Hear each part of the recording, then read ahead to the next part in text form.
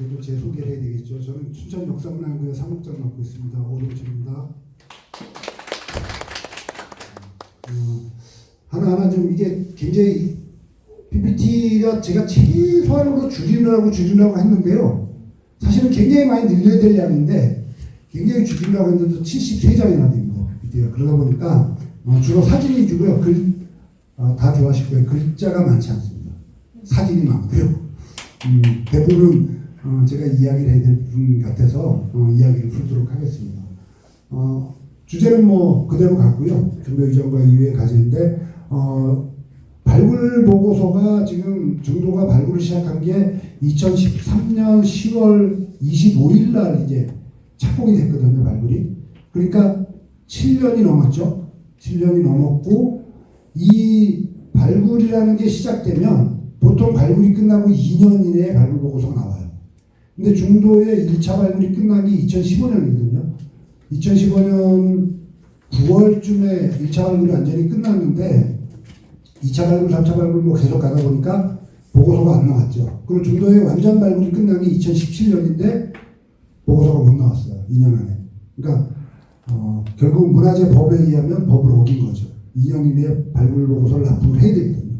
그래서 문화청에 등재가 돼야 되는데 이게 안 되다가 지난해 말쯤에 발굴 보고서가 문화청에 납품됐습니다. 그래서 이 문화청의 홈페이지에는 그 발굴 보고서가 올라가 있고요. 우리가 일반 책자로는 보기가 굉장히 어렵습니다. 이게 책자를 나눠주질 않기 때문에 제가 일단 문화재청 쪽에다가 이 보고서 함지는 우리한테 좀 달라고 요청하고 있어요. 그래서 아마도 오지 않을까 이렇게 생각하는데 안 되면 만약에 안 온다면 좀 때를 써야 되겠죠. 속된 말로 깡패짓을 좀 해야 되겠죠. 이게 우리한테 얼마나 중요한 건데 안 주냐 뭐 이렇게 하면 아마도 24권짜리 보고서가 오지 않을까. 이 발굴 보고서가 제가 쭉 훑어 봤는데요. 어차피 이게 다 보는 데는 1년이 넘게 걸릴 것 같아요. 왜냐면 발굴 보고서든 논문이든 볼 때 우리가 보는 방식이 있잖아요.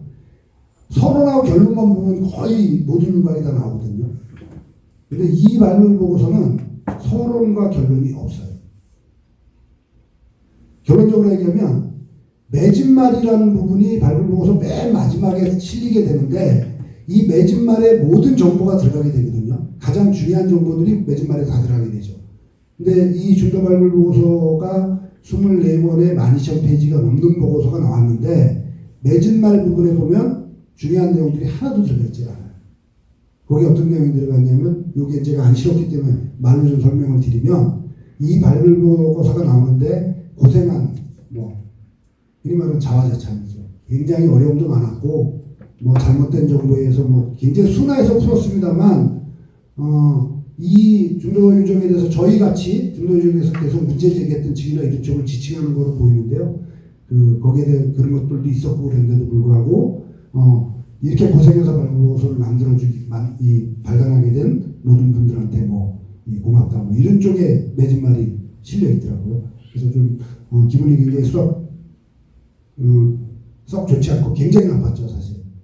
그래서 이제 다 뒤져봤어요 사실. 매진말이 어디에 또 뭐가 있을까 뒤져보니까 각 분야별 매진말이 들어가 있더라고요. 거기에 굉장히 중요한 얘기들이 많이 나옵니다. 이 뒤에 나오게 되니까요.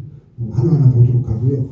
결국은 중도 이전과 이후의 과제이기 때문에 이 앞에 부분의 한 반 정도는 반에 가까운 부분은 그동안 진행됐던 경과와 이번 발굴 보고서가 나오기 전에부터 알려졌던 내용들이 일부 나오기 때문에 아마 여러분들도 보시면 저런 일이 있었지 금방 아실 거예요. 한번 이런 것들을 하나하나 보도록 하겠습니다.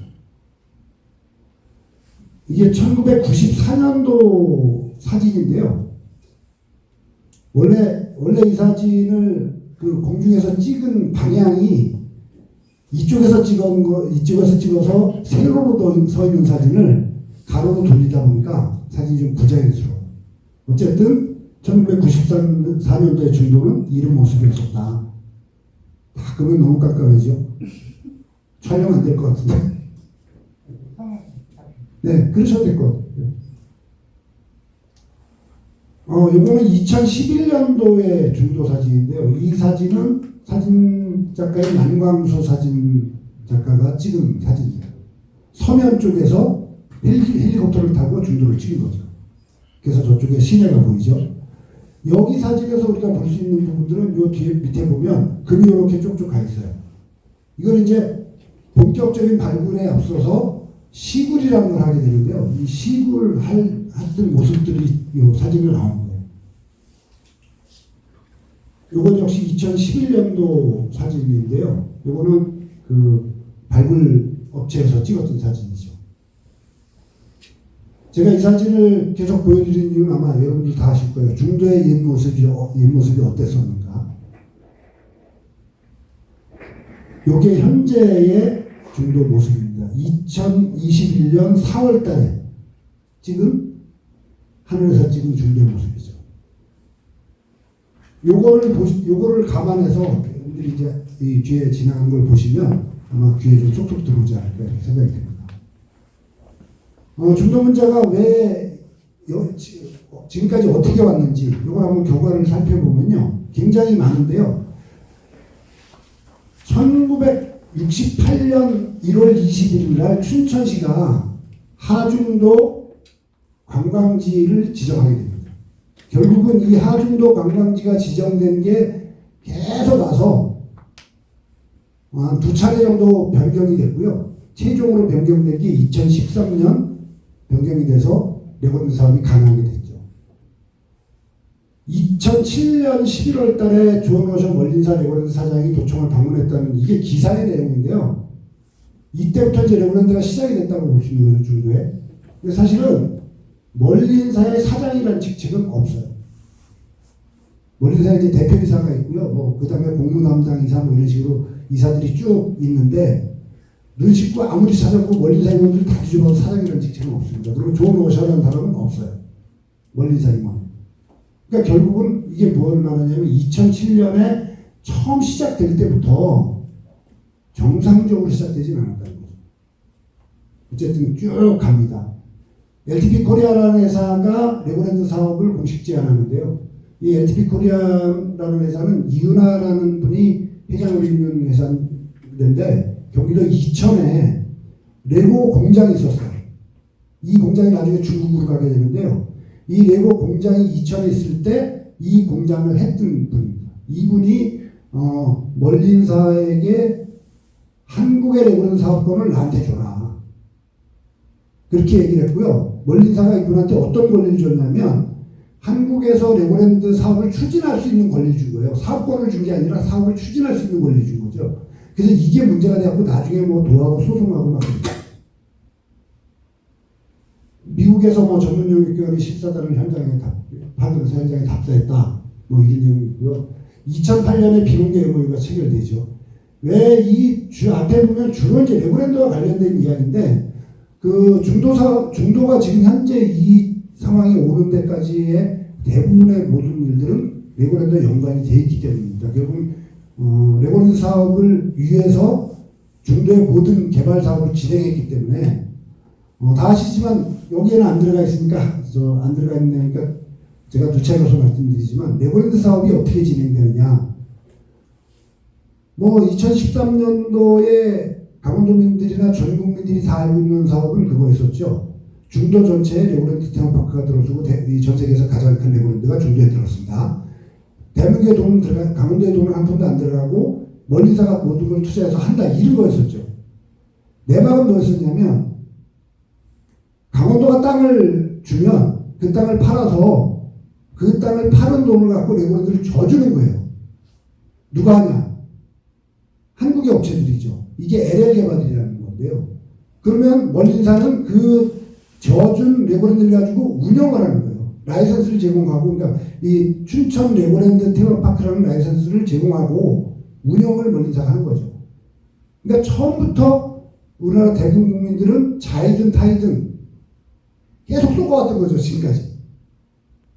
왜냐면 팩트에서 우선 차이가 나는 게 요즘에 가짜뉴스 이런 거에서 이 강도가 굉장히 좋아합니다만 그걸 팩트 체크를 해서 이렇게 합니다만 레고랜드에 관해서 팩트 체크를 하면 딱 한 가지예요. 멀린사는 돈 안 된다. 강원도가 컨소시엄을 맺은 민간 투자사들이 건설해주고 멀린사는 운영만 한다. 이게 팩트였었거든요. 지금은 좀 달라졌어요. 나중에 한참 가면서. 이렇게 수많은 것들이 쭉 왔습니다. 여기서 중요한 거 하나 보면 2011년도 12월 달에 멀린사가 1억 불의 투자 신고를 해요. 우리나라 산업통상자원부에서 하는 거거든요. 이거는. 이게 왜 신고를 하냐면 이걸 신고를 해야만 외국인 투자국으로 지정을 받을 수 있기 때문이에요. 그리고 이 신고사항은 5년 이내에 이행하지 않았을 때 해제를 하도록 되어 있어요. 그게 외국인 투자 촉진법이거든요. 근데 지금까지 그러면 멀린사가 1억 불 투자를 했느냐? 안 했습니다. 100억 정도 했죠. 100억 정도 했어요. 그래서 이게 문제가 뭐 계속 나왔었죠, 이 문제는. 그리고 2013년에 요때 보면 2012년 8월 달에 레고랜드를 개발하기 위해서 LL 개발이 법인 등기를 하는데요. 아까 말씀드렸던 것처럼 레고랜드를 만들어주려면 민간 업체들이 여기에 들어가야 되니까 이때 법인 등기하기 전에 출자금을 어떻게 채웠냐. 이때 출자금을 강원도가 보증을 사고 210억을 대출받았어요. 그러니까 이미 2011년도부터 돈이 한 푼도 없는 사람들이 시작을 한 거예요. 그래서 강원도가 보증을 섰고 한국투자증권에서 210억을 대출받아서 210억이 종잣돈이 돼갖고 LL개발이 만들어졌죠. 그래서 쭉 가요. 어쨌든. 그러다가 2013년 들어오면 이때죠. 레고랜드 코리아 본협약이 도의에서 승인이 되는데 이때 수많은 이야기가 왔다 갔다 했죠. 그리고 2013년도에 레고랜드 코리아 정부 지원 방안이 발표됐고 이때 하중도 관광사업 안에 문화재 발굴 허가가 나는데 이때 발굴을 신청하는 주체가 누구냐? 신청은 LL개발이 했어요. 근데 사업 시행자가 춘천시장이었었거든요. 하중도 관광지 개발 사업이. 이때까지는 춘천시장이 사업 시행자가 있었기 때문에 춘천시장이 도장을 찍었죠. 그래서 신청을 했고요. 그 이후에 춘천시는 손을 놨고 그 뒤로 이제 일사천리로 이제 LL개발이 진행을 하게 됐던 이런 거죠. 이게 이제 과정이에요. 또 있습니다. 이게 굉장히 많다 보니까 이거는 뭐 다 읽으려면 2시간 갖고 어림도 없을 것 같으니까요. 중요한 건 볼게요. 2014년 9월 23일 날 이게 이제 굉장히 분기점이 되는 시기인데요. 매장문화재 분과위원회가 조건부 개발하는 걸 하게 되는데 2014년 7월 29일 날 처음으로 발굴 현장이 공개가 됐죠. 전국이 난리가 났잖아요. 그래서 문화재위원회가 이건 개발 못한다. 못한다 하지 않고 이거 개발하는 건 문제가 있다니까 보류를 시켰어요. 이 2달 동안에 굉장히 많은 일이 있었죠. 그러다가 결국은 조건부 개발이라는 허가가 나게 됐는데 오늘 저희가 강의하는데 중도 이전과 이후의 과제의 핵심은 왜 이런 일들이 일어났느냐. 그리고 앞으로 우리가 어떻게 할 거냐. 쭉 가죠. 여기서 이제 많이 나오는 게 뭐냐면 시공사예요. 우리는 2013년도에 강원도민들이 알고 있기는 그거였었잖아요. 레고랜드 사업을 하는데 현대건설, 한국투자증권, LG서브원, 그다음에 또 어디였었죠? LTP코리아 이렇게 우리나라 굴지 회사들이 들어와서 이 사업을 한다고 다 믿었던 거잖아요. 근데 결과론적으로는 중간중간에 나옵니다만 이 과정에서 중간중간에 그렇게 이런 일이 벌어졌습니다만은 현대건설은 애초부터 출자하지 않았고요. 한국투자증권 역시 출자하지 않고 대출에 잡고 이자만 계속 따박따박 지금 받아가고 있는 거죠. 원래 한국투자증권이 75억을 출자하기로 했었거든요. 현대건설이 100억을 출자하기로 했었고 아무도 안 했죠. 그러다 보니까 공사할 업체가 없는 거예요. 시공사는 현대건설이거든요. 원래. 현대건설이 10년을 돌고 돌아와서 지금에 와서 태양광 공사를 하고 있습니다. 왜 하고 있냐면 태양광 공사를 하기 위해서 강원도가 지난해 2019년에 800억을 지원하는 걸 했고요. 800억이 넘어갔잖아요. 이거 지금 현대건설은 일하면 800억 받을 돈이 있잖아요. 그리고 멀린사들은 아니든 어쨌든 간에 직접 하겠다고 하니까 한국 회사하고 엮일 일이 없잖아요. 현대건설. 그러니까 현대건설이 들어오게 됐죠. 이런 수많은 과정을 통해서 중도가 지금까지 왔어요. 그러면 이 개발 계획을 세울 당시를 한번 우리가 돌아가서 보면 어떤 문제가 있었는지 한번 볼 수 있잖아요. 중도에 1915년에 일본인 도리라는 사람이 처음으로 다 이제 조사를 해요. 이게 발굴조사라고 써있긴 한데 사실은 발굴조사라기보다는 정밀지표조사예요. 이 양반이 조사를 하면서 중도에는 선사유적이 굉장히 있을 거라고 이 얘기를 남겼는데 조사 보고서는 없어요 지금. 조사 보고서를 저희가 찾지를 못하고 있어서 어떤 내용이 조사된지 정확히 알 수가 없어요. 그 이후에 1967년에 국립박물관이 발굴조사를 했죠. 지성묘 2개에 대해서. 왜냐하면 노출되어 있는 지성묘가 있었기 때문에. 그리고 77년에는 역시 국립박물관이 조사를 했고요. 요때가 가장 중요한데요. 1980년도에 국립박물관이 하고 요 81년도에 중도 선사유적 발굴단이라는 게 이제 컨소시엄 형태예요. 국립박물관하고 강원대학교, 한림대학교 이렇게 해서 이제 발굴했죠. 지성묘 2개를 발굴했는데 이때부터 이제 어떤 이야기가 나왔냐면 중도에는 수없이 많은 청동유적이 묻혀 있을 것이다. 그리고 적석촌이라는 게 있었기 때문에 전국에 남아있는 적석촌 중에 가장 상태가 좋다고 할 수 있는 적석촌이 2개가 남아있었기 때문에 여기는 유적의 보고라고 이미 알려져 있었던 거죠. 이렇게 수도 없이 많은 근거들이 있었는데도 불구하고 2013년에 4대강 제방공사 이때는 제방공사가 시작된 건 원래 2012년인데요. 이 보고서가 나온 게 이때죠. 보고서가 나와서 주거지 86기, 수열요구 42기, 지성묘 6기, 뭐 부산구, 주구묘 이렇게 쭉 나왔는데 이게 어디에서 나왔냐면 중도를 돌아가는 길이에요. 길만 발굴했을 때 이렇게 나온 거예요. 그러다 보니까 이 안에는 얼마나 많은 유적이 있을 것이냐 이미 다 알고 있었다는 거죠. 엄청난 유적이 나올 거는 다 알고 있었는데도 불구하고 개발이 진행이 됐던 거예요. 2013년에 결국은 10월 달에 5개 업체가 발굴조사를 들어가게 되죠. 요거 말고 다음에 나올 텐데요. 요게 이제 우리가 이제 그 발굴이 들어간다고 하니까 사실 욕심이 있었어요. 저희가 고백을 하면 춘천역사문화연구회 입장에서도 중도를 발굴한다고 하니까 그 유적이 어떤 유적이 나올지 굉장히 궁금했거든요. 근데 이제 저희가 생각했던 거는 2012년인데요. 이걸 그냥 발굴하고 개발 계획에 따라서 가는 거는 안 된다. 그래서 2012년도 5월 달에 춘천역사문화연구회에서 강원노총에 공문 하나 보냈어요. 중도의 발굴을 만일에 진행하게 되면 발굴은 정밀 발굴을 해야 된다. 반드시 정밀 발굴을 해야 되고 그 이후에 정밀 발굴 결과에 따라서 어떤 사업을 추진할지 말지를 판단해야 된다고 공문을 보냈고요. 답변이 왔어요. 답변이 온 게 어떻게 왔냐. 발굴 이후에 어떤 계획을 세울지 하겠다. 근데 사실은 이미 아까 보셨던 것처럼 2011년부터 계속해서 진행이 되고 있었던 거죠. 심지어 2007년부터 시작해서. 그 스케줄대로 그냥 갔던 거죠. 저희가 공문을 보낸 후에 답변에 온 거는 그냥 요즘 많이 해자가 되는 수사에 불과했던 답변이었었던 거고요. 어쨌든 7개, 처음에 5개 업체가 들어갔다가 나중에 2개 업체가 추가가 돼갖고 2014년 10월 14일이 처음 이 신고가 된 거죠. 이때부터 시작해서 2017년까지 쭉 발굴이 진행돼서 마지막으로 끝난 시점이 2017년 7월 28일, 9월 29일, 요날 이제 모든 발굴이 끝난 겁니다. 요렇게 조각조각 나눠서 발굴을 했죠. 2014년 7월 29일 날인데요. 이날 이제 중도가, 앞에 중도는 지어졌었는데 그냥 꿋꿋이 버티거든요. 감췄던 속살을 드러냅니다. 어떤 말씀은 이거죠.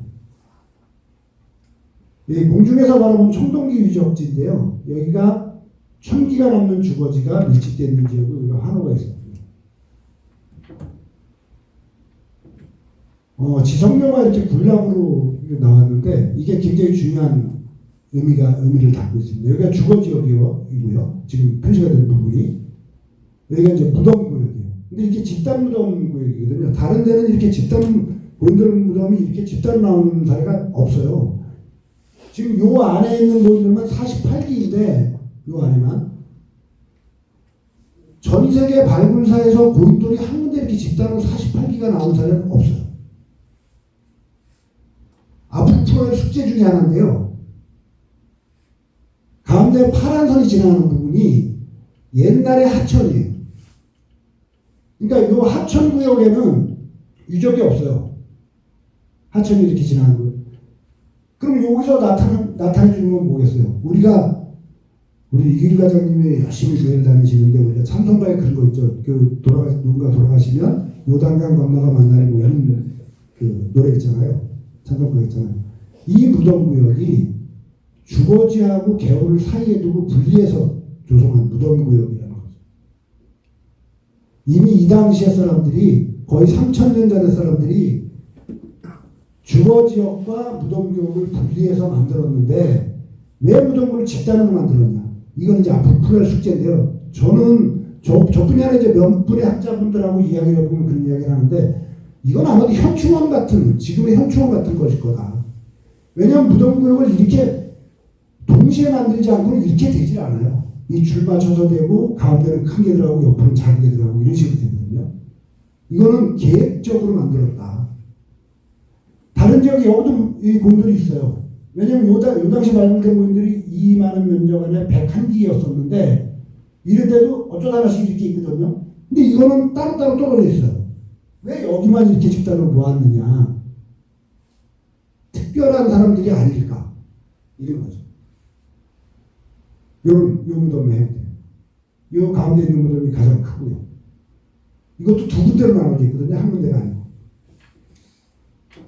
보시면 요 묘광이 굉장히 작은 걸 느끼실 거예요. 이게 2014년 7월 19일 제가 이거 중도에 가서 처음 보고 도대체 이해가 안 되는 게 왜 좀 묘광이 작을까? 요렇게 작은 거는 처음에 못 보고 이제 처음에 봤던 거는 한 1m 30 정도 이렇게밖에 안 돼요, 묘광이. 아, 이때 사람들이 이렇게 작았나? 아니면 애기를 묻었을까? 뭐 실제로 어떤 학자분이 뭐 애기를 묻은 무덤이다 이렇게 얘기한 분도 있어요. 근데 이제 나중에 알려진 건데 왜 이렇게 묘광이 작냐면 전부 화장을 한 거예요. 화장을 하거나 탈거를 해서 따로 묻은 거죠. 뼈만 추려서. 고조선의 무덤을 만드는 방식이 화장이거든요. 사람을 그냥 묻는 게 아니라 고조선 무덤 양식이 화장이에요. 특히 우리도 북방 종족이잖아요. 북방 민족이잖아요. 몽골이나 뭐 이쪽 가면 다 몽골은 조장이라 해서 서양 독수리한테 이렇게 갖다 놓고 주는 장을 하죠. 이런 식으로 하기 때문에 무덤 묘광이 작은 거죠. 요거가 사실 깜짝 놀랄 만한 일이 나왔던 건데요. 요 화살표를 지금 요 자리에서 발굴된 게 요 금기걸이었어요. 뒤에 나옵니다만 요 금기걸을 가지고 그 무덤에 관해서 매진말을 쓰신 그 김건주 교수가 썼을 거예요. 그 분이 뭐라고 썼냐면 이거는 춘천에서 만드는 게 아니고 고구려 왕실에서 치고 가는 세공가가 만드는 것이기 때문에 고구려 왕실에서 만드는 거다. 그리고 이 금기걸을 찾던 사람은 누구냐? 춘천의 유적자가 아니라는 거죠. 아마도 고구려에서 파견 나온 사람이거나 고구려 왕족이 아닐까. 왜냐하면 아까 나왔던 고인돌이라는 것들은 거의 3,000년 전의 이야기고요. 지금 요거는 지금부터 한 1800년 전에서 1700년 전 이야기거든요. 그러니까 계속 이어져 오는 거기 때문에 시기적인 차이가 있어요. 이게 2014년에 나온 것들이고요.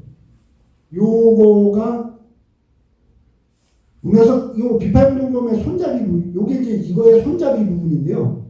원래 여기가 이렇게 잘려져 있었어요. 처음에 발굴 때 이거 잘려져 있던 걸 붙인 거거든요. 그리고 뒤에 부분은 없어요. 요걸 갖다 붙이면 하나의 완성된 세트가 되는데 이거와 이것이 하나인지는 확인이 필요해요. 근데 가장 중요한 건 뭐냐면 요 양식, 지금 우리나라에서 처음으로 나온 양식이에요. 어떤 게 처음이냐면 이게 이제 경부라 손잡이 부분인데요. 우리나라에서 비팔공 보면 40자로 정도 나왔다고 그러거든요. 근데 이 경부의 손잡이 부분이 요 홈 있죠. 홈이 다 한 군데요. 요 한쪽으로만 되어 있는데 요건 양쪽으로 되어 있잖아요. 양쪽으로 되어 있어요. 홈이. 요 양쪽으로 되어 있는 홈은 중도에서 나온 게 유일해요. 그래서 요것도 왜 여기서 나오는 것만 이렇게 양쪽 홈이 되어 있을까? 밝혀야 될 거고요. 요 부분, 도끼 부분이 청동도끼인데 요건 뭐 우리나라에 2개밖에 없었던 거니까요. 유일하게 2개가 있는 것이 다 강원도에서 나왔죠. 속초에서 하나 나왔고 중도에서 하나 나왔고. 이런 유적이 나오고 유물이 나오다 보니까 이제 보존을 할 것이냐 개발할 것이냐 이런 경계에 서게 됐죠. 이게 2014년 7월 29일 이후로 12월까지 굉장히 이제 막 논란이 되게 되는데 11월 달이 되니까 이 논란을 잠재우기 위한 일들이 벌어져요. 가장 중요한 시기로 볼 수 있는 게 이제 2014년 11월 26일부터 28일까지 3일 동안에 벌어진 일들인데 이때 어떤 일이 벌어지냐면 막 문화재 문제가 막 시끄럽고 막 이러니까 이 강원도는 어떻게든 빨리 이거 사업을 가서 이걸 잠재워야 되는데 돈이 없어요. 누구도 투자하지 않으니까 강원도가 땅까지 내놓겠다고 다 내놨는데도 불구하고 투자를 하지 않으니까 이때 어떤 일이 벌어졌냐면 11월 28일 날 LL개발과 강원도가 레고랜드 착공식을 잡거든요. 잡았는데 26일까지 돈이 준비가 안 돼요. 그러니까 원진사에서 온 임원들이 뭐라고 얘기했냐면 근데 이거 돈도 준비가 안 됐는데 무슨 착공식이냐. 그러니까 이제 강원도하고 LL개발에서 준비된 거 걱정하지 마라 왔어요. 인천공항에 딱 내려서 이 사람들이 호텔에 딱 들어가고 안 나와요. 원리사 그 임직원들. 그러니까 LL개발하고 강원도 난리가 났죠. 이때 벌어진 일이 26일 날 저 밤이라고 얘기하는데 밤에 이게 결정이 됐다 그러는데 한국투자증권과 2,050억의 대출 약정이 체결되는 게 26일이에요. 그래서 이 대출 약정을 체결했던 사람 변광덕이라는 사람 한국투자증권의 변광덕이라는 사람이 그때 부장이었었는지 모르겠는데 구속됐었죠. 구속돼서 형을 살고 나왔는데 어쨌든 그렇게 강원도하고 LL개발이 노력해서 26일 날 한국투자증권이 2,050억을 대출해 주겠다는 약정서를 썼고요. 멀린사에서 그러면 알았어 갈게. 그래갖고 28일 날 착공식이 벌어져요. 이날 어떤 일이 있었냐면 5억 원이 들었던 착공식인데요. 제가 이 착공식에 들어간 내역서를 다 봤거든요. 5억 맞더라고요. 근데 돈 다 줬는지 모르겠어요. 모 방송국에 3억이 잡혀 있었고 식사대 이런 거로 800명의 식사대를 이렇게 계산하고 이랬던 게 있더라고요. 그래서 5억 원이 들어갔는데 일단 이날 이런 모습이었어요. 비가 굉장히 많이 왔어요. 11월 28일인데 요 아이들이 유치원 아이들이죠. 얘들이 왜 가냐면 레고랜드니까 아이들의 놀이시설이니까 아이들을 무대에 올리려고 사실 이게 단체로 부른 거예요. 얘들이 무대에 올라갔는데 이게 지금 착공식 전이 아니고요. 착공식 한창 진행 중인 거예요. 굉장히 의자를 많이 넣었는데 다 비어있죠. 앞에만 사람들이 좀 앉아있는데 이때 춘천 시내 노인회 전부 연락을 해서 오면 식당을 어느 식당 가고 이 노인회는 어느 식당 가고 이 노인회는 어느 식당 가고 이렇게 해서 식사를 하도록 다 준비가 돼 있었던 거예요. 그런데도 불구하고 노인분들이 많이 안 오셨죠. 왜냐하면 비가 이날 엄청 왔거든요. 겨울비치고는 굉장히 많이 왔죠. 저는 이때 그 생각이 들었어요. 이날 중도의 이 레고랜드 사업을 모든 게 이야기하지 않았나 싶은 생각이 들었어요. 이후로 이제 중도가 순환을 당하게 되죠. 이게 빨리빨리 가야 될 것 같아요. 이게 신정보 교수라고 이분이 애장문화재국가 위원장이었었는데 이분이 뭐라고 얘기했냐면 9월 23일 날 조건부 개발 허가를 내준 거에 대해서 이야기를 하는 거예요. 전부 보존하는 것을 원칙으로 정하고서 수의를 받아보고 상당히 실망했다. 의합tem만 없으면 그냥 원형 보존이다. 이거예요. 이게 무슨 얘기냐면 이 자료입니다. 보신 분들 아시겠지만 JTBC에서 이걸 취재할 때 제가 이제 인터뷰를 했던 내용인데요. 문화재청에 올라간 보고서에 중도의 이 수위, 의암댐의 수위가 72m라고 올라간 거예요. 그러니까 심경보고서가 얘기하는 거는 고인돌의 높이가 71점 몇이었었거든요. 72.3뭐 72.1 요 정도 돼요. 그리고 가장 낮은 고인돌이 71점 몇인가 됐어요. 그거 제가 다 하나하나 측량을 해봤거든요. 그 JTBC하고 같이 해서 측량을 했었는데 71.5 밑으로 내려가는 게 거의 없었어요. 고인돌이. 환호도 마찬가지고 주거지도 마찬가지였었고. 근데 문제는 매장문화재국가위원회에 올라간 의암호 이 만수위의 자료가 72m였었던 거예요. 그러니까 매장문화재국가위원들은 이 72m고 나머지 유적의 수위는 71대에서 왔다 갔다 하고 막 이러니까 이거 문제가 있다고 보는 거죠. 사실은 문제 없죠. 왜 그러냐면 제방이 막혀져 있기 때문에 물이 들어올 일도 없고요. 물이 설사 들어온다고 하더라도 발굴하기 전에도 이미 물은 다 들어와 있었던 거예요. 이 의암댐의 만수위만큼은. 그 때문에 유적이 훼손되고 안 훼손되는 문제는 아니었었는데 어쨌든 이런 근거가 만들어졌던 거죠. 그래서 요거는 한 손이 직접 밝힌 거예요. 무슨 소리냐? 우리 의암댐의 그 만수위는 71.5다. 그래서 지금도 의암댐 수위 늘 체크해 보면요, 71.2를 넘어가지 않아요. 늘 보면 71.2를 넘어가지 않아요. 이 일은 이제 이런 일이 벌어진 거죠. 의암댐 만수위 때문에 이거 유적 못 지키니까 옮겼다가 다시 복원하겠다 이렇게 돼서 고인돌을 다 뜯어서 이렇게 쌓았던 거죠. 많은 분들이 분개했던 것 중에 잡적이라는 게 이것도 그렇고 잡적이라고 써져 있는데 고인돌의 부재에서 잡적이 나올 수가 없어요. 문화층이 그 문화층에서 나온 거는 잡적일 수가 없는 거죠. 이미 이 문화층이 2500년, 3000년 전의 문화층이 그 층인데 여기서 나온 돌멩이 하나가 잡적일 수가 없는 거죠. 그 당시에 이 사람들이 살아오는 과정에서 있었던 거기 때문에 이건 잡적이라고 볼 수가 없는 건데 이런 걸 쓰는 바람에 이제 공분을 사게 됐던 거죠. 자, 그럼 보존의 의지는 있었냐? 한번 살펴보면요. 이런 겁니다. 이분도 역시 문화재위원이었었는데 지금 교수라는 분이 이분이 그렇게 얘기했잖아요. 고각성의 유구라는 것은 원위치 있을 때 역사적인 평가를 받는데 이것을 옮기게 되니까 상당히 불행한다. 근데도 불구하고 옮길 수밖에 없었다. 왜? 아까 의암댐 수위 있잖아. 중도는 여러 가지 곤란을 겪은 중에 또 물난리도 겪었어요. 유적이. 요건데요.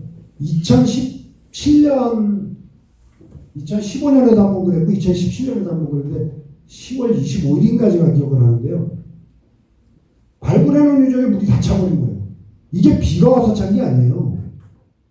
비가 와서 찬 게 아니고요. 한 번은 2014년 연말이죠. 2014년 연말에, 그러니까 2014년 연말에 12월 며칠 날 눈이 많이 와서 눈이 쌓여있다가 이 눈이 갑자기 이제 12월 달에 따뜻하잖아요. 이렇게 춥지 않을 때거든요.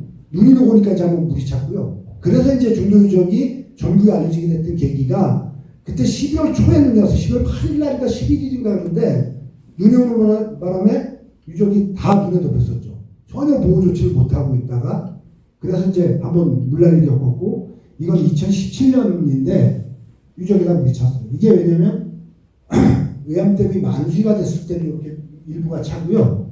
그 다음에 비가 오면 빠질 데가 없어서 비와 큰 게 계속 이렇게 담겨 있어요. 굉장히 오랫동안 이게 있거든요. 그래서 도종환 의원이 문화재청장 하기 전에 왔을 때도 물이 이렇게 잔뜩 차 있었어요. 이렇게 봤죠. 중조순환은 여러 가지인데요. 이게 이제 수열이라고 하는 유구인데 쓰레기통이 돼버린 거죠. 가장 가슴 아픈 부분은 이거고요. 이거는 여기 전 문화재 담당하시는 전 과장님도 계시고 지금 계장님도 계시는데 좀 말씀드리기 쉽지 않은 부분이지만 이게 유적을 복토할 때 이게 조건보호가 날 때 어떤 저걸로 조건보호가 났냐면 이 유적 부분은 30cm 유적 어깨선 30cm 그러니까 유적이 이렇게 마감선이 있으면 이 마감선 30cm 위에까지 고온 모래를 덮도록 되어 있었어요. 그리고 1.5m는 마사토를 덮게 되어 있었어요. 돌이 들어가면 안 되죠. 그리고 나머지 현지토를 얻게 돼 있는 게 조건부 개발허가의 보존, 그러니까 복도 보존 지침이었었거든요. 근데 이거 보시면 알지만 이게 다 유적이잖아요. 유구잖아요. 유구잖아요. 자갈이 덮이고 모래가 아닌 매력이 덮이고.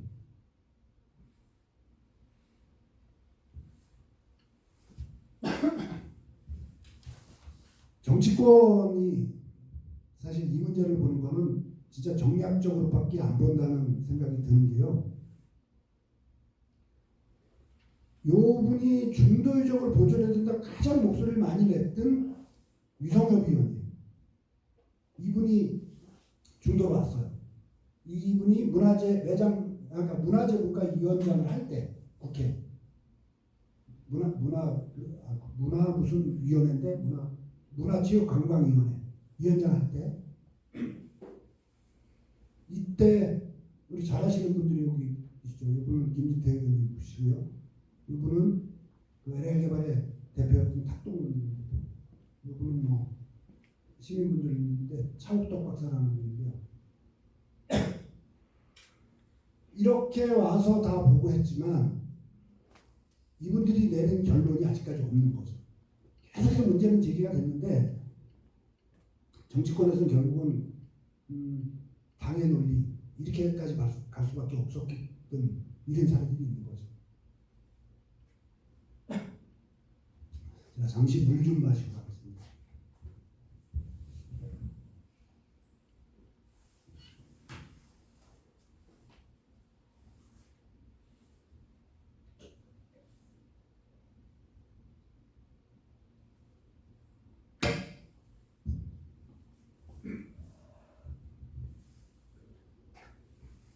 수없이 많은 논란이 있었지만 결국은 2차 개발, 2차 발굴이 들어갔고요. 지금 2차 발굴을 하고 있는 과정입니다. 지금 여기까지 이렇게 발굴하는 거죠.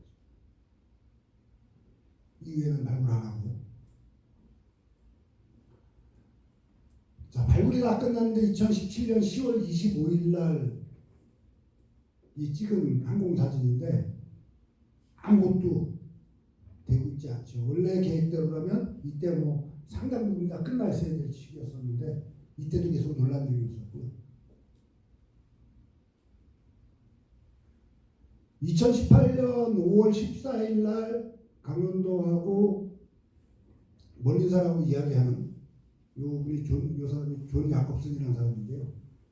이분이 그 지금 LLK라고 그러니까 멀린사에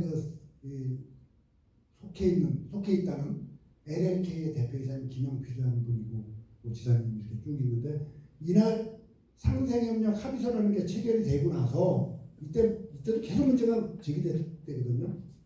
이날 또 다시 착공식이 열렸는데 이게 착공식이 세 번째 실제로 세 번째 열린 거고 원래 계획까지 하면 네 번째 착공식이 이제 열린 거예요.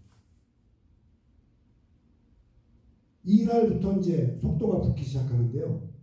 속도가 붙는 과정에서 세 번의 시공사가 교체가 되는 게 있었고 LL개발이 강원도 출자기관으로 변경이 되죠. 이제 이때부터는 강원도가 이제 모든 돈을 댈 수밖에 없는 구조로 바뀐 거예요. 외국인 사업자한테 현금을 800억을 제공을 했죠. 문제가 되는 부분 이게 이제 앞으로 계속 나올 텐데요.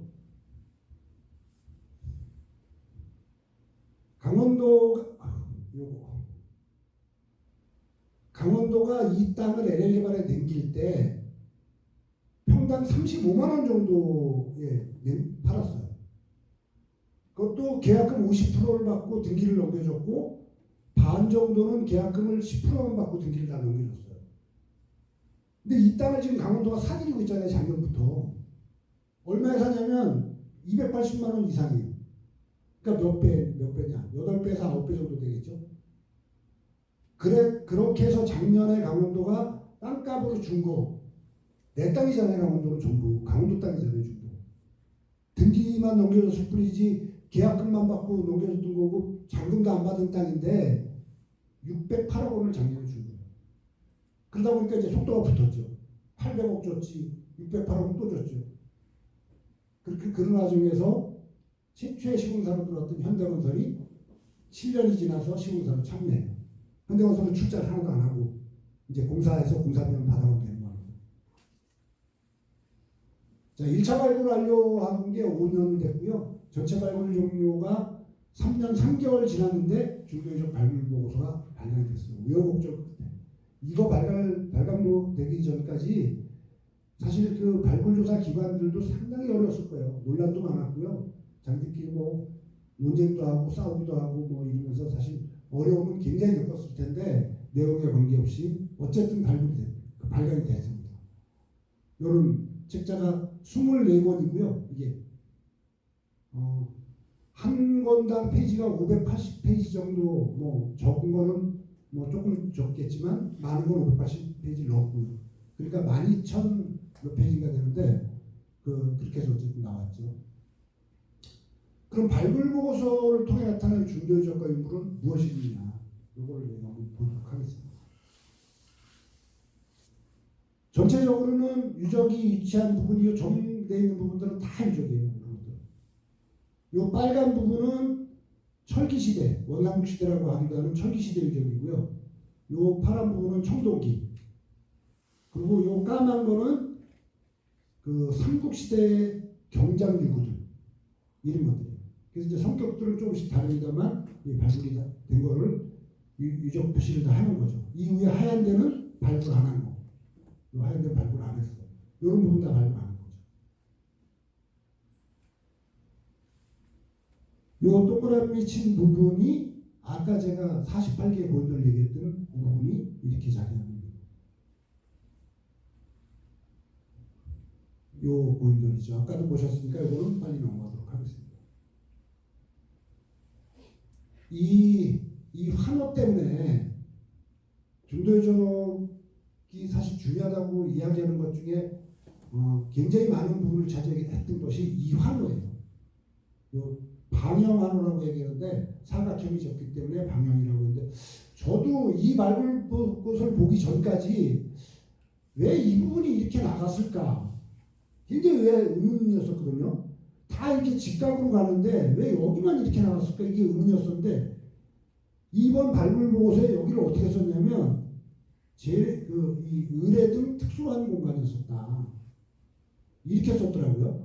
여기 이제 노지가 없는 수열 건물이라고 되어 있는 거는 이 노지가 없다면 불을 안 핀다는 거잖아요. 이를 안에는 수열 안에 이 집자리 안에 노지라고 해서 이제 불 피는 곳이다. 화로죠, 화로. 다 있는데 여기는 없어요. 이 부분을 제사를 하기 위한 공간이 아니었었냐 이렇게 봤고요. 이 가운데를 광장으로 봤어요. 이 환호가 왜 중요하다고 했냐면 중국 쪽에도 이 방영환호가 많이 나와요. 일본에도 있어요. 근데 우리나라는 방영환호가 안 나왔던 거예요, 그동안. 물론 비슷한, 방영환호와 비슷한 환호들이 두 군데서 나왔는데요. 진주 남남댐을 만들 당시에 이제 대평리 유적이라는 걸 발굴했는데, 거기서 이제 이 방영과 비슷한, 이렇게 중도처럼 사각형이 딱 나는 건 아니지만, 비슷한 환호가 하나 나왔고요. 송국리 유적이라고 거기도 역시 비슷한 유적이 하나 나왔어요. 근데 이게 딱 나오는 바람에 매장문화재 문과위원장이 그 얘기했죠. 이게 나오기 전까지는 중도에서 이게 나오기 전까지는 일본 학자들이 주장하는 청동시대 환호는 중국을 거쳐서 바로 일본으로 갔고 일본에서 그게 역으로 한국을 들어왔다. 이렇게 주장하는데 자기네가 반대 논리가 없었다는 거예요. 근데 중도에서 이게 나오는 바람에 이제는 중국의 환호가 한반도를 통해서 일본으로 전해졌다는 걸 확실히 알 수 있다. 왜 그러냐면 중도에서 발굴된 환호보다 일본에서 발굴된 환호가 시기적으로 늦거든. 근데 그 시기적으로 늦는 것도 우리나라는 안 나오다가 중도에서 나왔습니다. 그리고 여기 지금 그림에는 이 환호 안에만 건물들이 있지만 아까 사진에 보신 것처럼 건물들이 안에도 다 있고요. 바깥으로 다 있어요. 이건 뭘 의미하냐면 환호 안에 사는 사람들과 바깥에 사는 사람이 다르다는 거죠.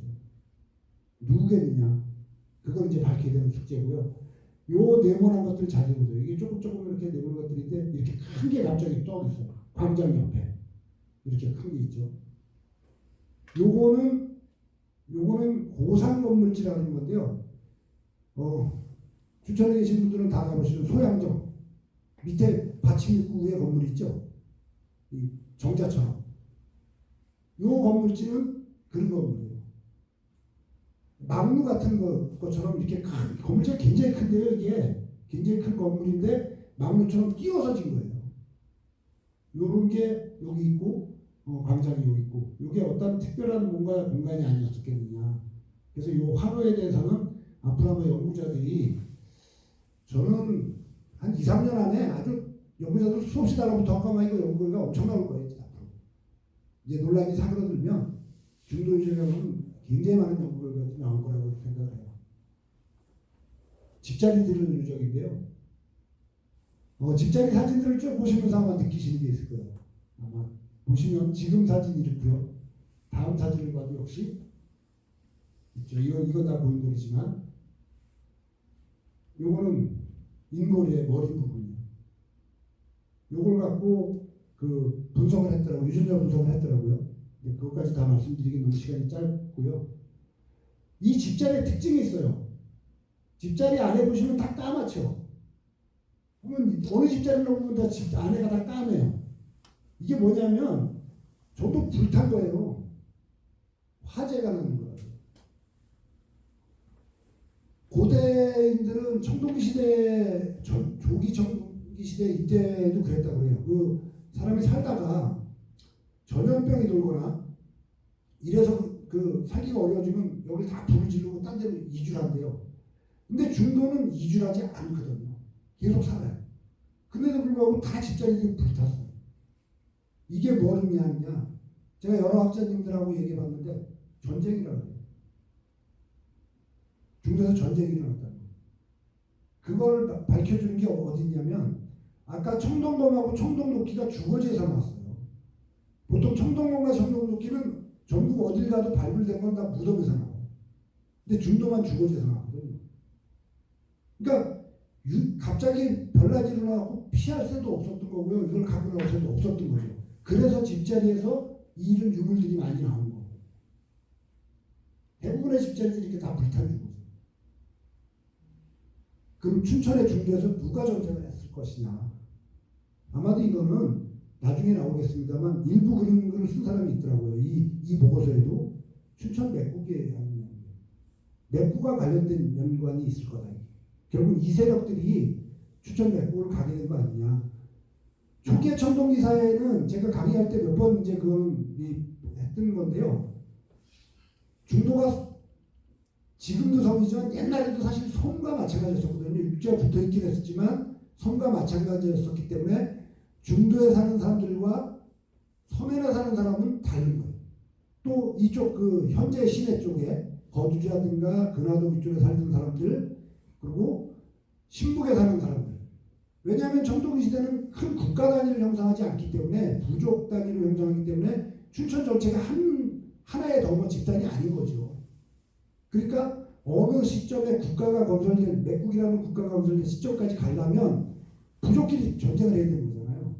그 와중에서 중도에서 아마 전쟁이 일어나지 않았겠느냐 이런 추정을 해볼 수 있는 거죠. 이렇게 집자리도 나왔고요. 이게 다 이제 집자리 안에서 나온 유물들입니다.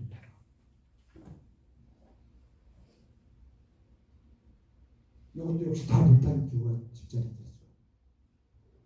이 집자리를 이제 도면으로 그린 건데요. 요 도면 나중에 여기 또 나올 테니까 이거 한번 유념해서 잘 봐주세요.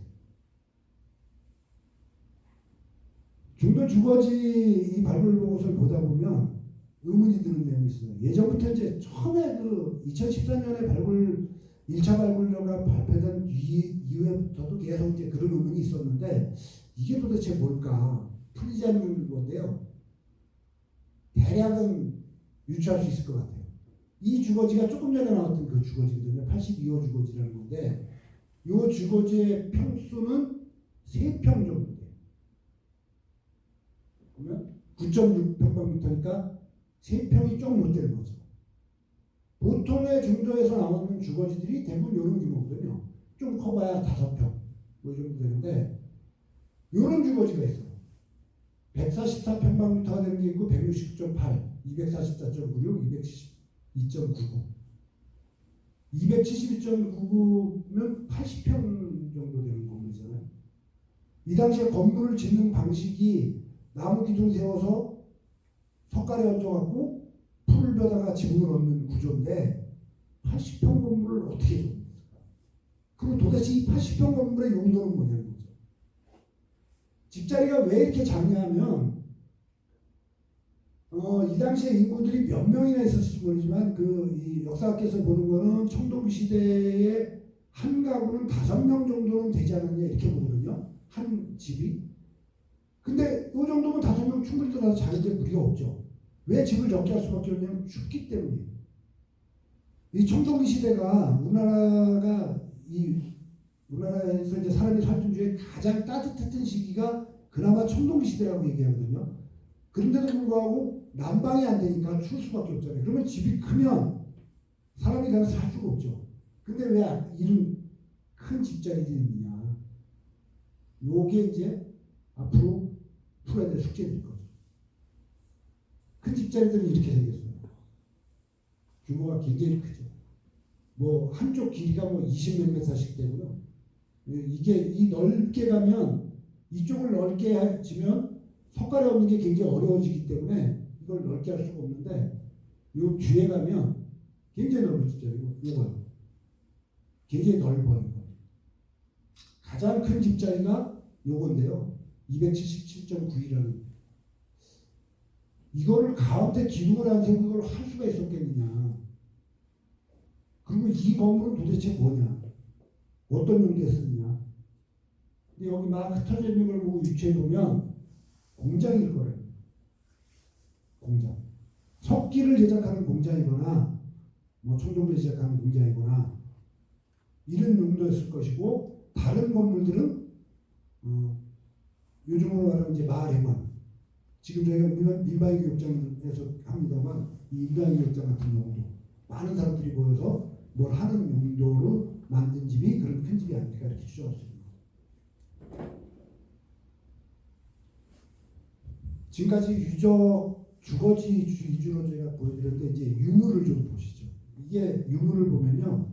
춘천은 아직까지 박물관이 없습니다만 국립춘천박물관에 저희가 선사관을 가서 보면 볼 수 있는 유물들이 있는데요. 이겁니다. 국립춘천박물관 1층에 선사관 들어가면 제일 많이 있는 게 이토기예요. 이토기. 이거 이만큼 이거보다 좀 더 많이 많았거든요. 근데 중도에서는 이토기가 지금 사진에 나오는 거에 수십 배가 나왔어요. 이토기가. 이게 뭐냐면 바로 중도식 토기예요. 우리가 경질무문토기라고 부르는 토기인데요. 이 중도식 토기가 발견되기 전까지만 해도 주로 발견되는 우리나라에서 발견되는 토기들은 이 그렇게 딱딱하지 않은 토기여서 비쌀 문이었었거든요. 김해식 토기라고 하는. 근데 춘천 중도에서 이 토기가 나왔는데 굉장히 단단해요. 단단한데 무늬는 없어요. 그래서 경질무문토기라고 불렀거든요. 이걸 이렇게 부르다가 경질무문토기라고 하지 않고 지형 이 유물이 처음 나온 지역을 따서 이제 중도식 토기라고 했던 거예요. 그래서 춘천이 전국에 지표 유물을 가지는 계기가 됐던 게 바로 이 토기죠. 엄청나게 나왔어요. 뭐 이런 파편들, 화살촉, 도라살촉이죠. 이런 것들. 아마 여러분들이 박물관 가서 이만큼 보기 힘들걸요. 근데 뒤에 사진에 계속 나오고 있습니다만 중도에서 발견된 유물은 지금 이 사진에 보이는 수백 배가 나왔다. 보시면 돼요. 제가 사진을 일일이 다 볼 수가 없어서 사진만 보여드리려도 몇 시간이 걸릴 것 같아서 일부만 이렇게 보여드리는 건데요. 이런 겁니다. 쭉 나오죠. 생활도구서부터 시작해서 무기류까지.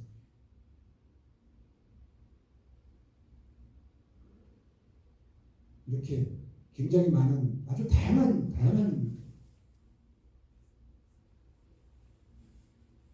마제사건이라고 부르는 이거 나오기 전까지 춘천에 마제사건 한 자루도 없었어요. 춘천에서 발굴된 마제사건 지금 박물관에 아마 몇 개 있는 거라고 하는데 그렇게 없었던 건데 옛날 기록에 보면 이 사막산에서 마제 석검이 한 자루가 발견된 적이 있다 이런 이야기 있는데 그거 실제로 본 사람은 없고 기록만 이렇게 내려오는 정도였었는데 이런 것들이 뭐 부지기수죠. 이 도덕기류들은 뭐 몇 개라고 얘기할 수도 없을 정도로 이런 것들이 총 몇 개냐? 8,025개가 수록이 돼 있어요. 8,025개가 수록이 돼 있는데 그 중에는 중복되는 게 있어요. 똑같이 생긴 것과 성격을 구분하기 어려운 것들이 이거는 몇 점 몇 점 이렇게 돼 있거든요. 그러니까 9,000점에 가깝지 않을까 이렇게 되는 유물들이 이런 유물들이에요.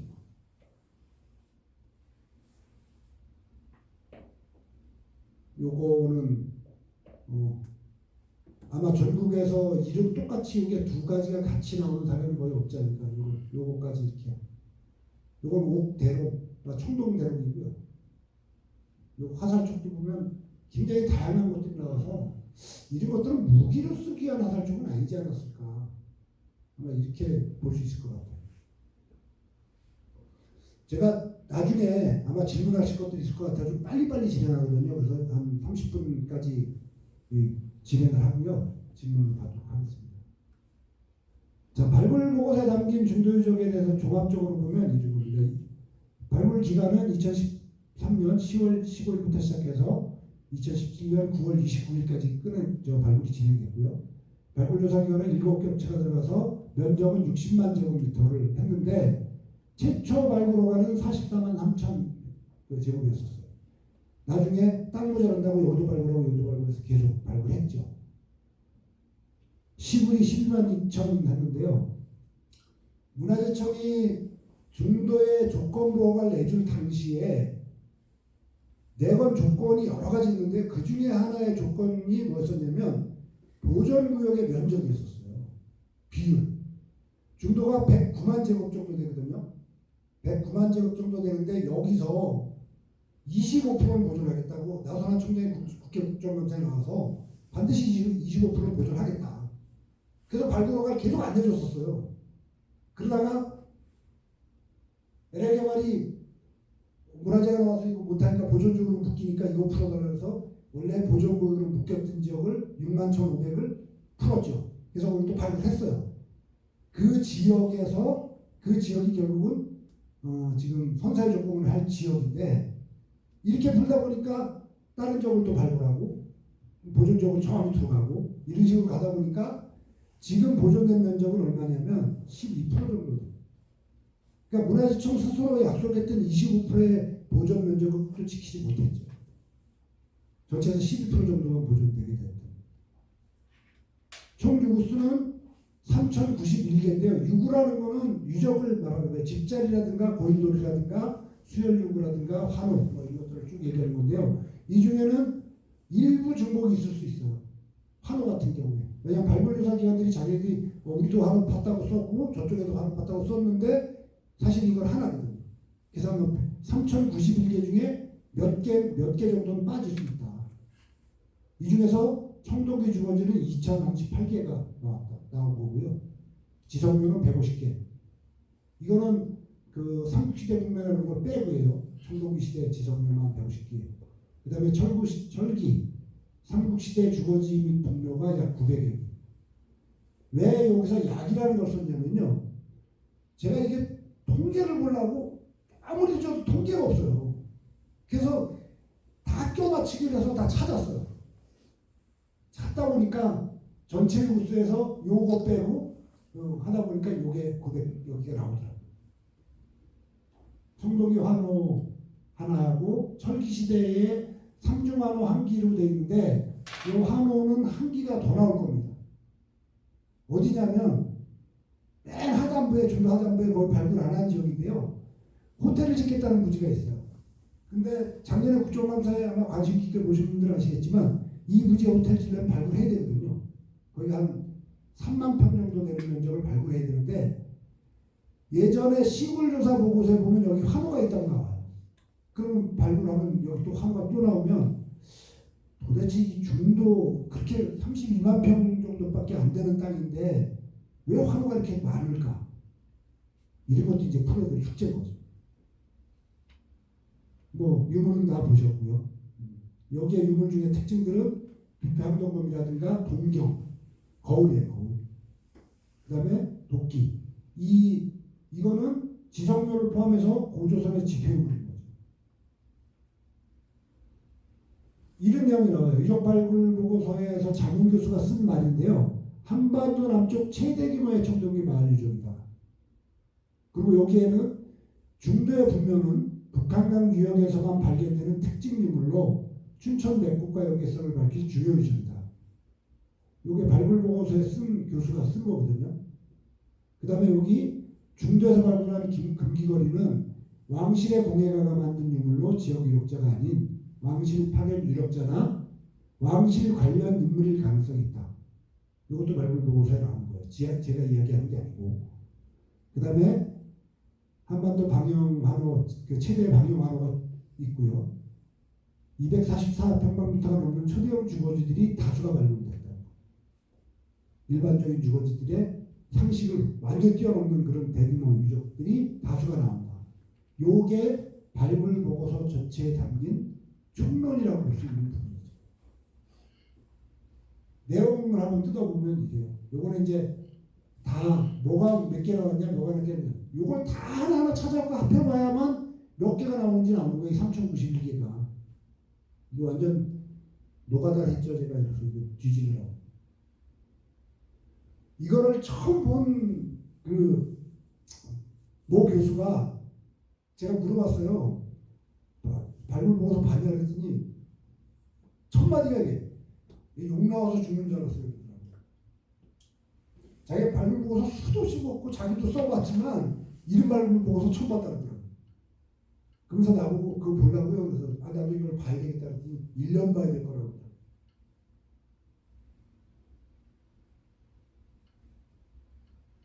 여기서 나온 그 유물들하고 그 아까 인골도 보셨잖아요.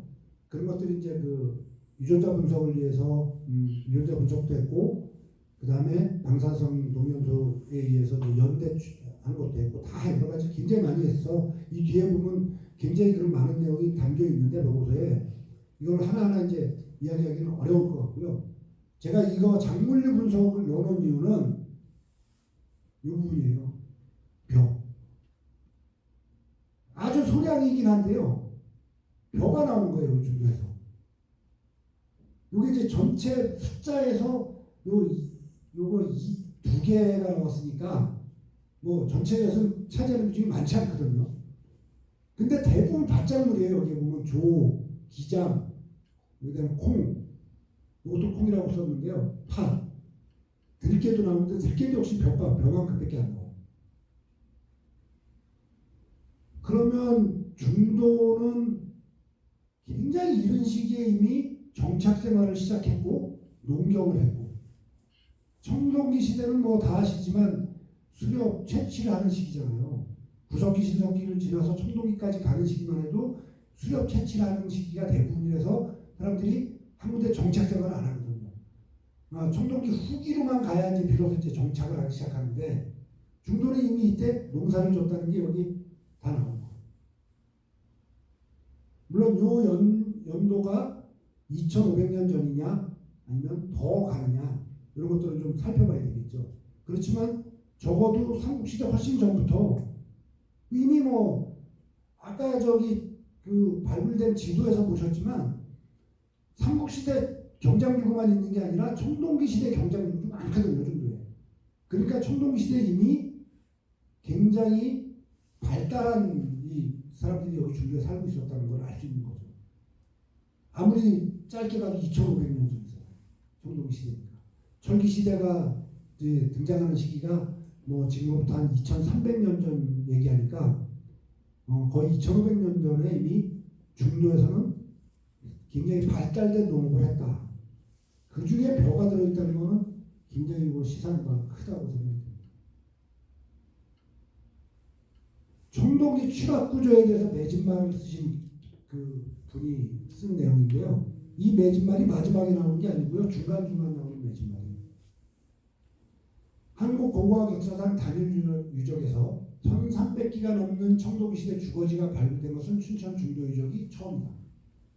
이와 같은 대규모 발굴 유적의 실체를 제대로 규명하기 위해서는 취락고학적 연구가 필수적이다.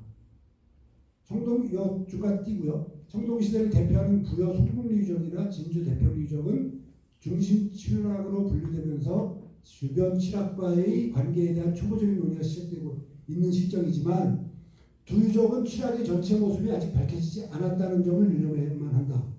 근데 이 얘기는 뭐냐면 중도는 지금 다 밝혀지고 있다는 거죠. 춘천 분지의 중도 유적과 그 주변 유적의 연구를 통해 진정한 취락고고학의 발전이 이루어질 것으로 예상하고 기대한다. 다시 말해서 중도 유적은 한국 취락고고학 연구의 시금석이 될 것으로 기대한다. 또한 중도 유적의 취락구조를 비롯하여 환호 및 주거와 분묘, 유물에 대한 치밀한 분석을 진행하면서 중국 동북 지역과 북한과 남한 그리고 일본 일대에 걸치는 청동기 문화의 상호 관련성에 대한 연구가 이루어질 것으로 전망한다. 밑에 이를 통해 동북아시아적 관점에서 춘천 중도 취락의 청동시대 주민과 집단의 정체성을 규명할 수 있을 것이다. 이것은 고조선 문화권 속에서 중도동 유적이 갖는 정치 사회적 의미를 찾는 작업과도 연결된다. 여기에 제가 왜 이 밑줄을 걸었냐면요. 춘천 역사문화회는 처음부터 이게 고조선 유적이라고 하지 않았어요. 그랬는데 강원도를 비롯하여 LL개발 이런 데들이 우리한테 직접 얘기해놨지만 다른 쪽에서 뭐라고 얘기했냐. 고조선이 아닌 거를 가지고 고조선 유적이라고 얘기하는 사이비 단체 뭐 이렇게 얘기했거든요. 이 교수는 왜 이걸 이렇게 썼을까요? 역사문화가 지금까지 중도는 고조선 유적에서 딱 얘기한 적이 아무도 없거든요. 고조선하고의 연관성을 어떻게 볼 것이냐 이거에 계속 얘기를 했는데 반대론자라고 낙인 찍히다 보니까 사이비 단체 뭐 이렇게까지 얘기를 했어요. 이 교수는 그러면 왜 이렇게 썼냐. 중도유적과 고조선의 관계는 분명히 있다는 걸 이 사람이 쓰고 있는 거거든요. 어떻게 밝힐 거냐의 문제가 남아있는 거죠. 청동기 분묘와 관련해서 쓴 걸 봐도 역시 마찬가지입니다. 이것도 굉장히 중요한데요. 중도전 유적의 분묘는 강원 영서 지역 청동시대 분묘를 대표한다. 그 흐름과 장법의 변화, 방법일 거예요. 계층성, 내장 습속 등을 파악할 수 있는 중요한 자료다. 여기에 보면 이런 것도 있어요. 기존에 알려진 묘역 지성묘와 석간묘는 구조적 특징이나 분류의 경계가 모호하여 구체적인 명칭으로 정리되지 않았다. 이게 기존에 알려진 게 어디냐면 중도에 있는 걸 얘기하는 거예요. 그래서 이 비묘역식은 대부분 지하식인데 이들은 지성묘인지 석간묘인지 다소 혼란스럽다. 이게 48개의 집단 고인돌을 얘기하는 거거든요. 그래서 자기들도 여기다 뭐라고 썼냐면 뭐라고 얘기할 수 없기 때문에 편의상 매장 주체의 형식이 다양하고 특징적인 묘역의 유무와 함께 개성을 강조하여 무슨형 개성묘라는 명칭으로 사용하고자 한다. 많은 비판이 있을 것으로 본다. 아직까지 누구도 밝히지 못한 거예요 지금. 그러니까 이 학자는 이 글을 쓰면서 우리가 이걸 뭐라고 할 수가 없기 때문에 이렇게 밝힐 수밖에 없는데 결국은 이것 때문에 많은 학자들이 비판할 거다. 왜냐하면 바둑반식이다 뭐 무슨 탁자식이다 뭐 이렇게 막 나누는데요. 그런 거에 대해서 자기들도 편의상 그렇게밖에 못 쓴다. 밝힌 게 없기 때문에 이렇게 쓰고 있는 거거든요. 요게 저는 춘천에서 풀어야 될 숙제라고 봅니다. 분묘 가운데 가장 중심이 되는 묘역, 이 집단지성묘죠. 지역적 특성을 띈다고 되어 있어요. 지역적 특성을 띈다고 되어 있거든요. 중기와 후기에 걸쳐서 조성되었다고 하는데 이렇게 되면 2500년 전서부터 2300년 전까지를 이야기하는 걸로 보이거든요. 이게. 근데 이게 지역적 특성이라고 얘기해요. 그러면 춘천 지역은 다른 지역의 어떤 장례 제도나 이름하고 다른 걸 갖고 있는 민족이 춘천 지역에 살았다는 거잖아요. 결국은 맥국이 2300년 전쯤에 맥국이 만들었 이 춘천에 건국된다고들 건국까지는 모르겠지만 어쨌든 그렇게 탄생된다고 이야기를 하는 분들이 대부분이기 때문에 결국은 중도에 살았던 사람들이 춘천 맥국을 형성하는 주 세력이 아니었겠느냐. 그렇기 때문에 중도에서 나오는 유적들, 춘천에서 나오는 유적들이 다른 지역에서 안 나오는 거 아니냐. 재작년에 그 국립중앙박물관에서, 춘천박물관에서 그 맥국하고 예국 문제가 돼서 시끄러웠던 적이 있어요. 춘천 시민들이 그 당시 3만 명 가까이가 서명을 해서 문화체육관광부에 서명부도 전달하고 그런 일이 있었는데, 이때 논쟁을 하는데 예국론을 주장하시는 학자들이 가장 아킬레스건이 뭐냐면요, 바로 무덤이에요. 무덤. 춘천에서 나오는 많은 무덤 양식이 왜 강릉에 놓냐, 동해에 놓냐, 이렇게 얘기하면 답변 못해. 없거든. 여기만 있거든. 그래서 박물관이 예국의 중도문화라고 썼던 거죠. 예국의 문화가 아니라 예국의 중도문화라고 쓸 수밖에 없는 게 중도에만 있는 문화, 춘천에만 있는 문화니까. 이거를 우리는 아직까지 밝히지 못하고 있는 거예요. 춘천시 문화재 정책에 앞서서 춘천의 어떤 정체성으로 본다면 결국은 이 문제를 해결하지 않으면 안 될 것이라는 생각이 듭니다. 삼국시대 분묘는 몇 기 안 되기 때문에 간단하게 갈 수 있을 것 같은데요. 중요한 부분은 요 이식은, 요게 이제 귀걸이를 얘기하는 거거든요. 귀에 다는 귀걸이. 고구려 이식입니다. 전형적인 고구려 이식인데, 같은 종류의 이식 가운데 정교한 사례에 해당한다. 따라서 이 이식들은 고구려의 왕도 소재 공방에서 제작된 것으로 봐도 무리가 없다. 이 이식들 가운데 C2구역 1호 출토품의 경우 평양천도 시점을 상하로 이렇게 쭉 어느 시점을 하로 이야기하는데, 핵심은 춘천 지역에서 만들어진 그 금귀걸이가 아니라 고구려 왕실에서 만들었고, 아까 말씀드렸던 것처럼 고구려의 유력자가 썼던 게 왜 춘천에 묻혀 있을까? 서기 5세기까지는 춘천이 고구려의 그 땅으로 남게 되잖아요. 3세기를 넘어가면서부터는 고구려가 이제 춘천에 진출하게 되고, 5세기에서 6세기까지는 고구려가 이제 춘천을 지배하게 되는 시기거든요. 이 시기에 고구려 왕실의 유력자가 춘천에 왔다가 결국은 여기서 죽으니까 여기다 매장을 한 게 아닐까. 그래서 금귀거리가 남지 않았을까. 결국 여기서 얘기하는 하나의 해답이 하나 있는데요. 이 귀걸이는 남한 전체에서 중독밖에 없다고. 왜 그러냐면 신라 백제 그 왕실 다 있고 있지만 신라식 귀걸이 있고 백제식 귀걸이는 있지만 고구려식 귀걸이는 중도밖에 없는 거예요. 왜냐하면 중도 이 밑으로 내려가서 고구려가 오랫동안 있었던 적도 없었고, 유력자가 거기에 살 일도 없었기 때문에 나올 수가 없는 거죠. 여기밖에 나올 수가 없는 거. 이런 중요한 것들이 있는데, 그런 것들을 다 풀어서 주면 좋을 텐데, 이야기하면 다 그런 걸 수군함수도 여기다 안 쓰더라고요. 이 동경에 대해서 분석을 한 건데요. 여기는 그런 내용이 나오더라고요. 이 동경의 양식은 형식을 봤을 때 중국에서 제작된 한경으로 확인된다. 한경. 이게 실제로 한경은 양식을 얘기하는 거지 만든 게 한나라가 만들었다 이런 측면 이건 아닌 것 같고요. 이게 한경이 만들어진 시기를 얘기하거든요.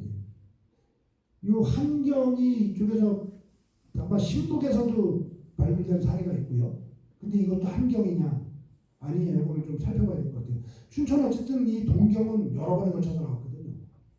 그 강원도에서 국장까지 근무하시다가 퇴임하신 분이 저한테 전해준 이야기인데 70몇 년도인가에 중도에서 완전한 동경이 하나가 나왔대요. 동경이 완전 완벽하게 하나가 남아있는 동경이 나왔는데, 이 동경을 도에서 어떻게 할까, 어떻게 해야 되느냐 할 때 그 당시에 향토문화예술관인가 뭐가 있었어요. 이따가 나중에 강원문화원 자리로 갔다가 지금 없어진 걸로 아는데, 거기에 보관하고 있었대요. 도에서. 근데 지금은 그게 없어졌다고 그러더라고요. 어디가 있는지 모르겠다고 얘기를 하면서 그걸 한번 나보고 찾아보라고 얘기하는데 동경이 완벽하게 나오는 사례는 거의 없거든요. 왜 그러냐면 청동 검도 그렇고 동경도 그렇고 이게 그 수장들의 어떤 권위를 나타내 주는 거고 이분이 돌아가시면 그걸 거기 무덤에 묻어요. 묻을 때 그냥 묻는 게 아니라 동경은 부러뜨려서 묻거나 동경은 깨서 묻거나 왜냐하면 다른 사람들이 빼갈 수 있으니까 이렇게 묻는 그게 장례 풍습이거든요. 근데 이게 완벽한 게 나왔다면 지금 아까 그 청동 검도 그렇고 도끼도 그렇고 이렇게 그 집자리에서 나오는 것처럼 아마 이 동경도 중도에서 나온 동경이 완벽하게 나왔으면 그런 게 아닐까. 우리가 국립박물관이라는 데 가보면 동경을 전시해 놓은 게 있는데 그렇게 많지 않거든요. 이게 완벽한 것들이. 그래서 이런 것들은 좀 연구 대상이다 앞으로.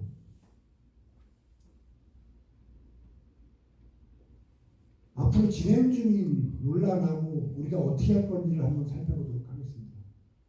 중도의 적보전에 대한 논란은 계속해서 지금도 진행 중이죠. 왜 이게 이런 일이 벌어지는지를 한번 살펴보겠습니다. 이 문화재에서는 절대 없다 이런 발표는 뭐 수도 없이 나왔거든요. 이게 맞느냐 한번 살펴볼게요. 아까 봤던 사진입니다만 이게 올해 사진이고요. 지금 이 빨간 선 부분이 레고랜드처럼 공사를 하고 있는 부분이고 요게 유적공원, 주차장, 컨벤션 센터 이렇게 되어 있는데요. 그리고 요 동그라미 친 부분하고 여기가 상가부지예요.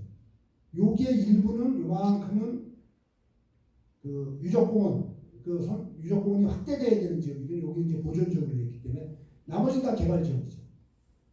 그러면 이 개발지역 밑에 유적이 어떻게 분포되느냐를 한번 볼 필요가 있잖아요.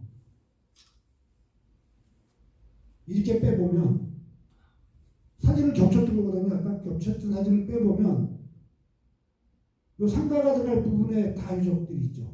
요 상가 부분에 이게 지금 밑에 빨간 거 이게 철기시대 유적들이거든요. 유적공원이 어차피 유적공원은 가니까 이 밑에 유적이 있어도 관계가 없다고 저희가 보고 주차장 자리 밑에 유적들이 있죠. 컨벤션 부지 밑에 유적들이 있어요. 나머지 부분 다 유적들이 있죠.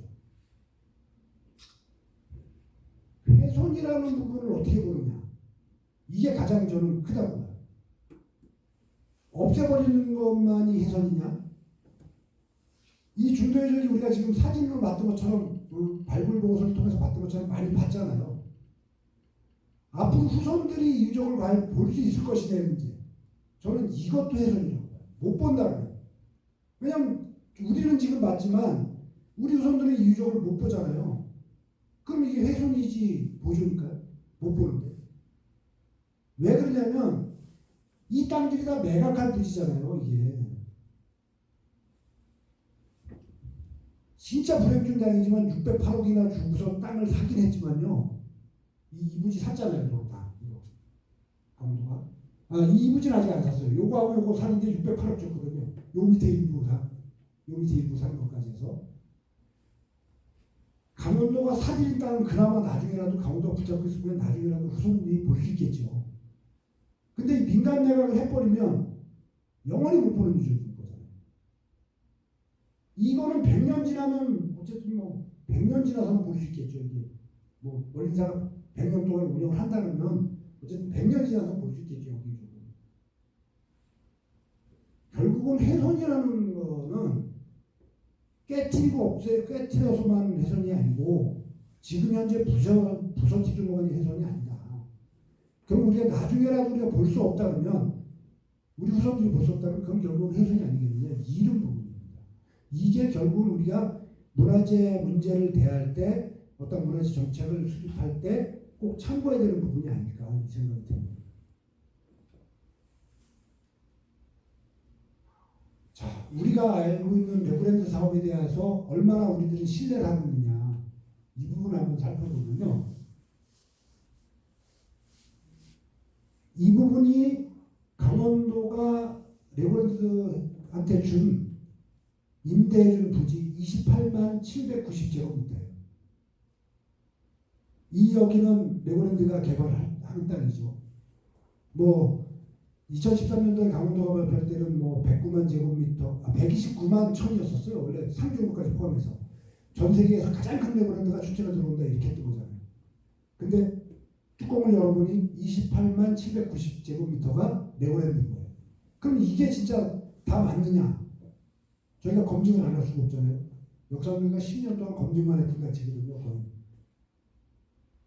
실제 레고랜드는 13만 8,870이에요. 요 빨간 선 부분. 이거 제가 주장하는 게 아니고요. LL 코리아가 작년도에 근화동 주민들을 대상으로 주민 설명을 할 때 냈던 마스터 플랜 자료예요. 여기 보면 28만 790제곱미터의 부지 사용 계획이 부지별로 쭉 나와 있거든요. 요 동그라미 네모난 부분.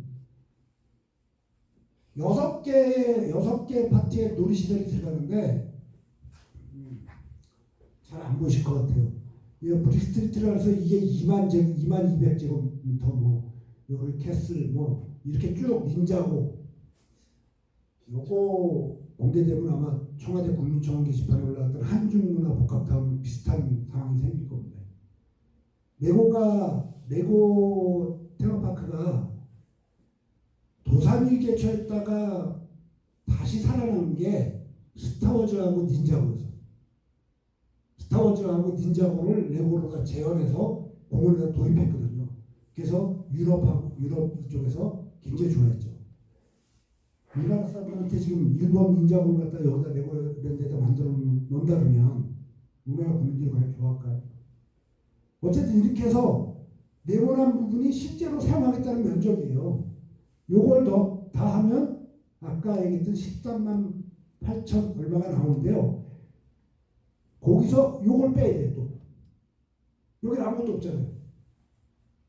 그럼 현재 진행되고 있는 레고랜드 테마파크는 12만 제곱 정도다. 이 답이 나오는 거죠. 요게 13만 8천에서 만 얼마를 빼야 되니까 12만 얼마 될 정도 되는 거죠. 참고로 육림공원이 10만 제곱이 조금 넘어요. 육림공원이. 그러면 강원도는 지금 10년 동안 레고랜드 때문에 전 난리를 치렀는데 결국은 육림공원보다 조금 더 큰 레고랜드를 갖겠다고 이 난리를 치렀다는 거죠. 이게 이제 신뢰도에 관한 문제 하나고요. 또 있어요. 요 동그라미 친 부분, 그 다음에 검은색으로 칠해진 부분, 빨간색으로 칠해진 부분. 아까들 보셨으니까 선생님들 뭐 기억력들이 좋으시니까 다 아실 거예요. 빨간색은 컨벤션 센터 부지고 검은색은 주차장 부지죠. 문제는 이 부지입니다. 이게 뭐냐면 호텔이 들어갈 자리예요. 강원도민들은 아마 기사 좀 유심히 보신 분들은 다 아실 거예요. 호텔 착공해갖고 공사하고 있다고 지금 여기 공정률이 80%니 뭐 몇 프로니 이렇게 얘기하잖아요. 이 호텔이 지어져야만 호텔 1층 옥상, 2층 바닥하고 놀이시설이 연결이 되게 돼 있어요. 설계도를 보면. 근데 그걸 바꿨는지는 모르겠어요. 이 작년에 설계도를 봤을 때 호텔하고 놀이시설이 연결이 되게 돼 있었거든요. 근데 호텔 착공 안 했잖아요. 이거 2021년 4월 달에 하면서 찍은 사진이에요. 자, 이 부분 주차장 부지 지금 공사하고 있죠. 주차장 부지 공사하고 있는 이거 그렇고요. 지금 컨벤션 센터 부지. 이거는 지난달에 컨벤션 센터 그 부지를 매입하기 위해서 강원도가 도의회 상정했다 부결됐잖아요. 뭐 저를 비롯해서 많은 분들이 열심히 반대도 하고 했지만 어쨌든 부결됐어요. 다음 달에 또 올린다고 합니다만 이 부지를 504억에 사야 되고요. 그 뒤로 이제 뭐 공사를 해야 돼요. 이게 왜 문제가 되냐면 레고랜드가 완공이 됐을 때 개장을 하느냐 마느냐하고 연결이 되어 있기 때문이에요. 얘들이 내거는 조건은 뭐냐? 자, 선사 조건은 만들어지고 주차를 만들어지고 나머지 개발 사업이 정상적으로 들어가야 좀 개장을 하겠다는 건데 강원도는 지금 내년 6월달에 늦어도 6월달에 개장을 하겠다는 거잖아요. 원래는 3월 개장했다가 지금 뭐 6월달 얘기하더라고요. 과연 6월달에 개정이 되겠느냐는 의문을 가질 수밖에 없는 거죠. 저희는 절대 신뢰를 할 수 없는 거죠. 또 한 가지가 있습니다. 이거는 지금 계장님 오셨으니까 이제 잘 봐주시면 나중에 이거 공문 분명히 올 거예요. 컨벤션 부지에 이만큼이 발굴이 안 됐어요. 발굴 안 했거든요. 이게 왜 안 했냐면 요리 요렇게 해서 이렇게 나가는 요쪽으로 이렇게 나가는 구하도가 있어요. 옛날 그 개천. 그러니까 청동시대 구하도 아까 보셨던 요렇게 나거든요. 요 하천 옆에 유적이 없다 그래서 발굴을 안 했는데 이번에 발굴 보고서가 나오고 나서 저 지역에 유적이 있다는 걸 밝힌 사람들이 있어요. 그래서 이 사람들이 문화지청에다 공문을 보냈어요. 그래서 문화지청에서 지난주 아마 지금 7, 8일 정도 됐을 것 같은데 열흘은 안 됐을 것 같은데요. 문화지청에서 국회에 찾아갔어요. 국회에 찾아가서 누굴 찾아갔겠습니까? 문화체육관광위원장이 지금 도정환 위원이잖아요. 도정환 전 장관이잖아요. 도정환 전 장관한테 가서 이 커맨시스타 부지에 여기 발굴이 안 된 게 이게 공문이 올라왔는데 이거 자기네 확인해 보니까 발굴할 수밖에 없다. 강원도에다가 발굴하라고 이거 공문 보내겠다 이렇게. 아마 왔을 거로 저는 보는데 아직 강원도가 이거 절대 공개 안 하겠죠. 공문 왔을 거라고 저는 봐요. 그건 이제 이번 주 중에는 제가 확인해 보면 알 테니까 아마 왔을 거예요. 그리고 또 한 가지가 있는 게 유분이죠. 여기 호텔 저는 절대 허가 안 날 거라고 아무리 그래도 이거 절대 허가 안 날 거라고 생각하는 호텔 부지인데요. 강원도가 도의원님들한테 맨날 거의 반협박적으로 얘기하는 게 뭐냐면 도의원님들은 또 그걸 그것 때문에 굉장히 어려워하더라고요. 뭐냐면 이미 땅까지 팔았는데 어떻게 하냐고 이렇게 얘기를 한다는 거예요. 계약한 거 맞아요. 요거 계약을 했거든요. 계약을 어떻게 했냐면 49층짜리 호텔을 허가내주는 조건에 계약을 한 거예요. 그래서 만일에 49층짜리 호텔이 허가가 안 나면 이 계약은 파기된다는 거예요. 자동 파기된다는 거거든요. 그랬는데 이 부지가 작년도 국정감사에서 문제가 됐잖아요. 이거 발굴 안 했는데 시굴할 당시에 시굴 조사를 완벽하게 안 하고 유적이 없다고 한 거가 들통이 또 난 거죠. 그래서 이걸 발굴하라고 문화청이 발굴하겠다고 약속을 했고요. 춘천에 있는 발굴업체에다 맡기는 게 아니라 중앙문화재연구원인가 여기에 발굴을 맡겼어요. 시굴, 처음에 1차는 시굴이에요. 나중에 발굴까지 해야겠죠. 그랬는데 이 중앙문화재연구원이 시굴을 지금 해야 되는데 못해요. 왜 못하냐면 여기서 맹꽁이가 발견된 거예요. 여기에. 멸종위기종 2급이라는 맹꽁이가 저도 사실 너무 이제 한국 때 이 집중돼 있다 보니까 그 생각을 못했었는데 사실 저는 맹꽁이 없는 거 알고 있었거든요. 여기뿐이 아니고요. 여기도 있었어요, 맹꽁이가. 여기에 여기 유진희 선생님 계십니다만 유진희 선생님이 처음에 눈밭에 갔을 때 왜 거기 늪지대 하나 있었죠? 거기 맹꽁이가 있었어요. 저 맹꽁이 있는 거 알고 있었어요. 근데 이 맹꽁이가 있어서 개발을 못하는 줄은 전 몰랐어요. 근데 이 상중도에 사시는 어떤 분인지는 모르겠는데 이분이 원주 환경청에다 이 녹음을 하고 보낸 거예요. 여기 맹꽁이가 살고 있는데 여기 개발해도 되냐고. 그러니까 원주 환경청이 맹꽁이 쓰는 거 조사하고 대책을 세우지 않으면 개발 못한다 이렇게 됐죠. 그래서 막 파악을 해보니까 이 맹꽁이가 도대체 어디서 왔냐. 이제 요새 밝혀졌어요. 2016년도에 춘천의 모처에서 공사를 하다가 맹꽁이가 나온 거예요. 바로 한숲시티, 태계동. 태계동의 한숲시티를 공사를 하다가 맹꽁이가 있다는 게 신고가 들어가갖고 조사를 했어요. 조사를 했더니 123마리인가를 거기서 맹꽁이를 잡은 거예요. 이게 풀어진 게 여기에 풀어진 거예요. 전 의문인 게 도대체 이 큰 개발 사업을 하는데 아니 멸종위기종 2급이라서 저쪽 그 한수기 때는 공사를 못하는데 그걸 중계갖다 2016년에 풀었다는 거예요. 이게 도대체 있을 수 있는 일이냐. 어쨌든 이런 것들을 다 들여다보면 앞으로의 문제도 남은 문제들이 순탄치 않을 뿐더러 넘고 넘어야 할 사람들이 너무 많다는 거예요. 근데 저희가 오늘 강좌에서 하고자 하는 이야기는 이런 고발을 하자고 하는 건 아니잖아요. 앞으로 어떻게 할 거냐의 고민이잖아요.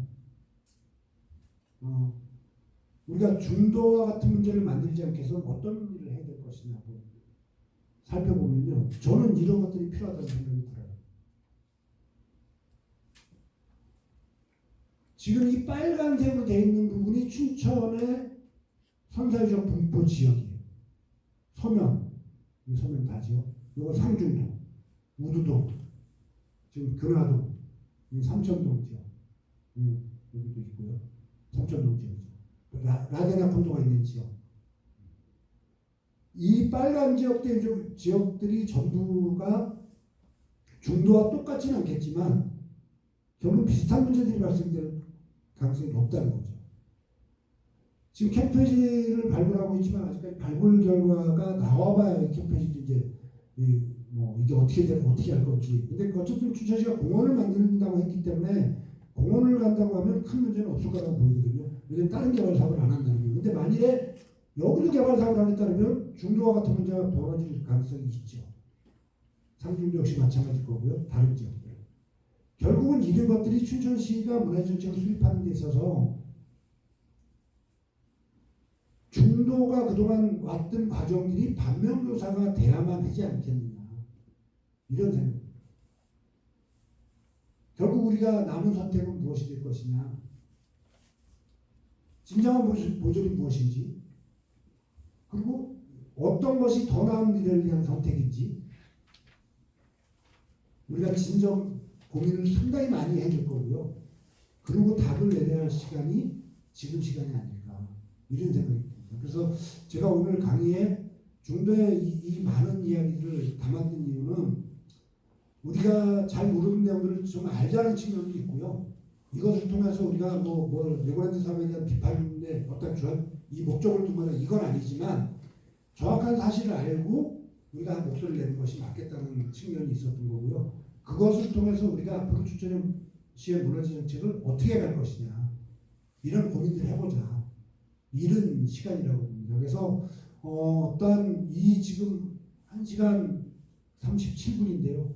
37분 동안 제가 말씀드렸던 요점의 가장 중요한 이야기들은 여기에 제가 다 쓰질 않았고요. 여러분들이 갖고 있는 오늘 그 강의 자료에 보면 거기 한번 쭉 한번 읽어보시면 도움이 될 것이라고 생각합니다.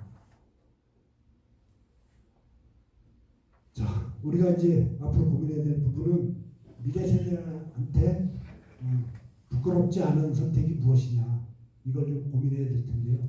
중도를 통해서 우리 춘천시가 앞으로 나갈 우리 춘천의 역사문화연구도 역시 마찬가지입니다만 우리가 역사 문제나 유적 문제를 어떻게 대해야 될 것인지 아마 답을 좀 얻을 수 있지 않을까.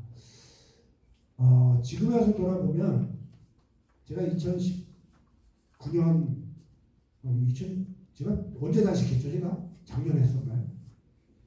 제가 13일을 처음으로 제가 한 끼 굶는 싫어하는 사람이 13일을 단식을 했었는데요. 네, 19년이죠. 19년 7월 23일부터 제가 8월 2일까지 했으니까요.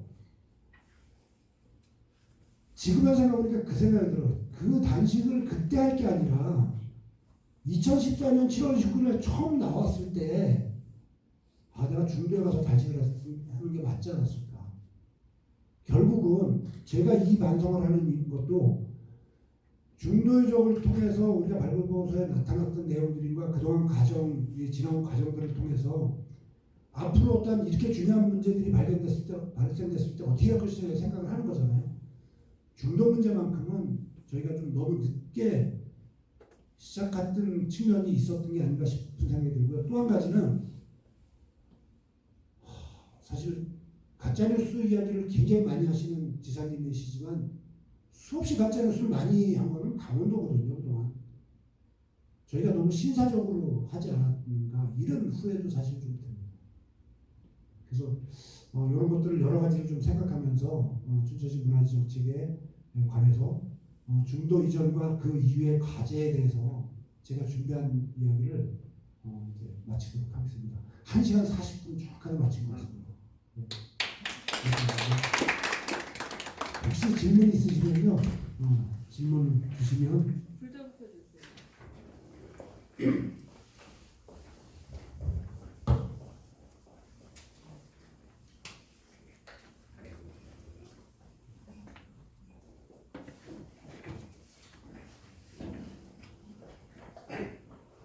어떤 질문하게 더 편하시군요. 혹시 질문 있으세요? 여기 예. 뭔가 건물이 막 지어지고 있잖아요. 네. 그건 뭐예요 지금? 피고랜드 레고랜드 테마파크죠. 그 파크 안에 있는 그런 건물들인 거예요? 네. 지금 이 파크 말고는 아무것도 된 게 없어요. 전혀 되는 게 없어요. 아까 제가 얘기할 때 이 면적이 왜 이렇게 주냐면 28만 제곱에서 이 나머지 부분은 요 부분은 레고 확장 부지라 그래서 이 사람들이 여기 하다가 좀 더 시설을 더 넣겠다 그러면 이 부지를 쓰겠다는 거예요. 그리고 요거는 이제 직원들 뭐 숙소 뭐 관리동 뭐 이런 것들이 여기에 들어가는 거고요. 이런 거죠. 건물 어쨌든 여기 이렇게 들어서. 레고랜드 안에 레고랜드 안에 있는 파란색이 동그라미 저기는 호텔 부지. 호텔 부지예요. 예. 아니 지금 그 착공을 안 하고 있어요 지금. 못 짓는 거죠? 아니요, 질 수는 있어요. 몇 층 이상이라고 해가지고 못하게 했다. 6층 이하로 하라고 했고요. 네. 원래 이제 이쪽에서 레고랜드 쪽에서 했던 거는 처음에 15층을 얘기했다가 안 되니까 6층 이하로 하니까 이제 6층 이하로 했는데 이게 여기서도 또 편법을 쓴 거죠. 뭐 실제로 아직까지 공사는 안 들어갔습니다만 설계도에 보면 어떤 내용이 있냐면 한 층의 높이가 7m예요. 층수는 6층밖에 안 되는데 높이는 42m로 올라가는 거잖아요. 근데 42m로 올라가면 이 하중이 밑에 문제가 없을 거 아니에요. 저는 그렇게 못 갈 거라고 보는데 어쨌든 그쪽 설계도에는 한 층의 높이가 7m로 돼 있어요. 보통 건물은 얼마인데? 3m 조금 넘죠. 아파트는 3m가 넘는 데가 없고요. 일반 상가의 1층은 좀 높아요. 4m, 뭐 4m 50 정도 되는데 2층은 대부분 3m 정도죠. 한 층에 7m라고요? 예. 그러니까 결국은 이 얘기는 6층을 짓는데 12층을 쓰겠다 했지. 네.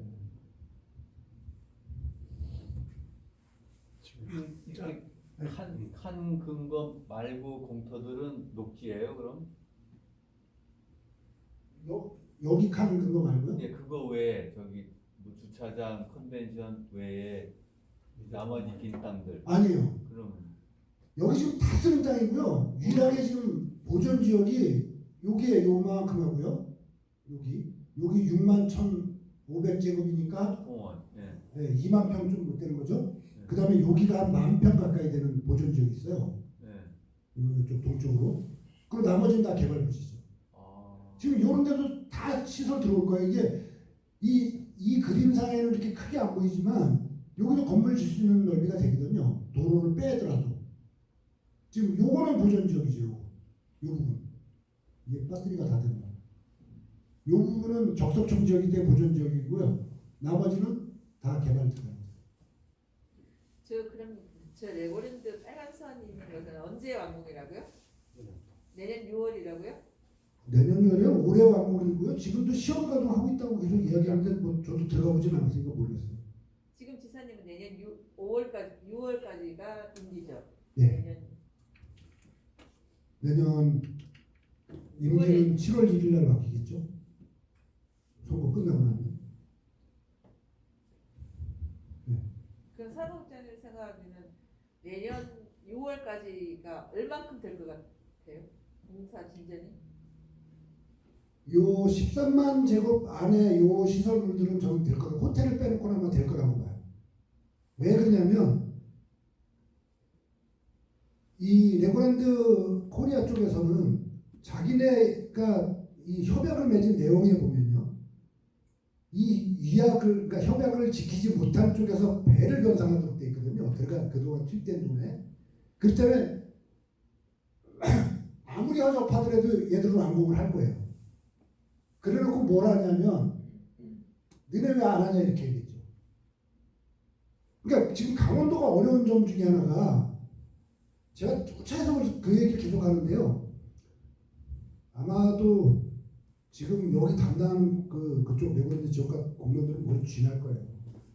왜냐면 소송 대비해야 될 거고요. 머리 쥐나. 왜 그러냐면 강원도가 지켜야 될 약속들이 있거든요. LA 개발이 지켜야 될 약속이 있고요.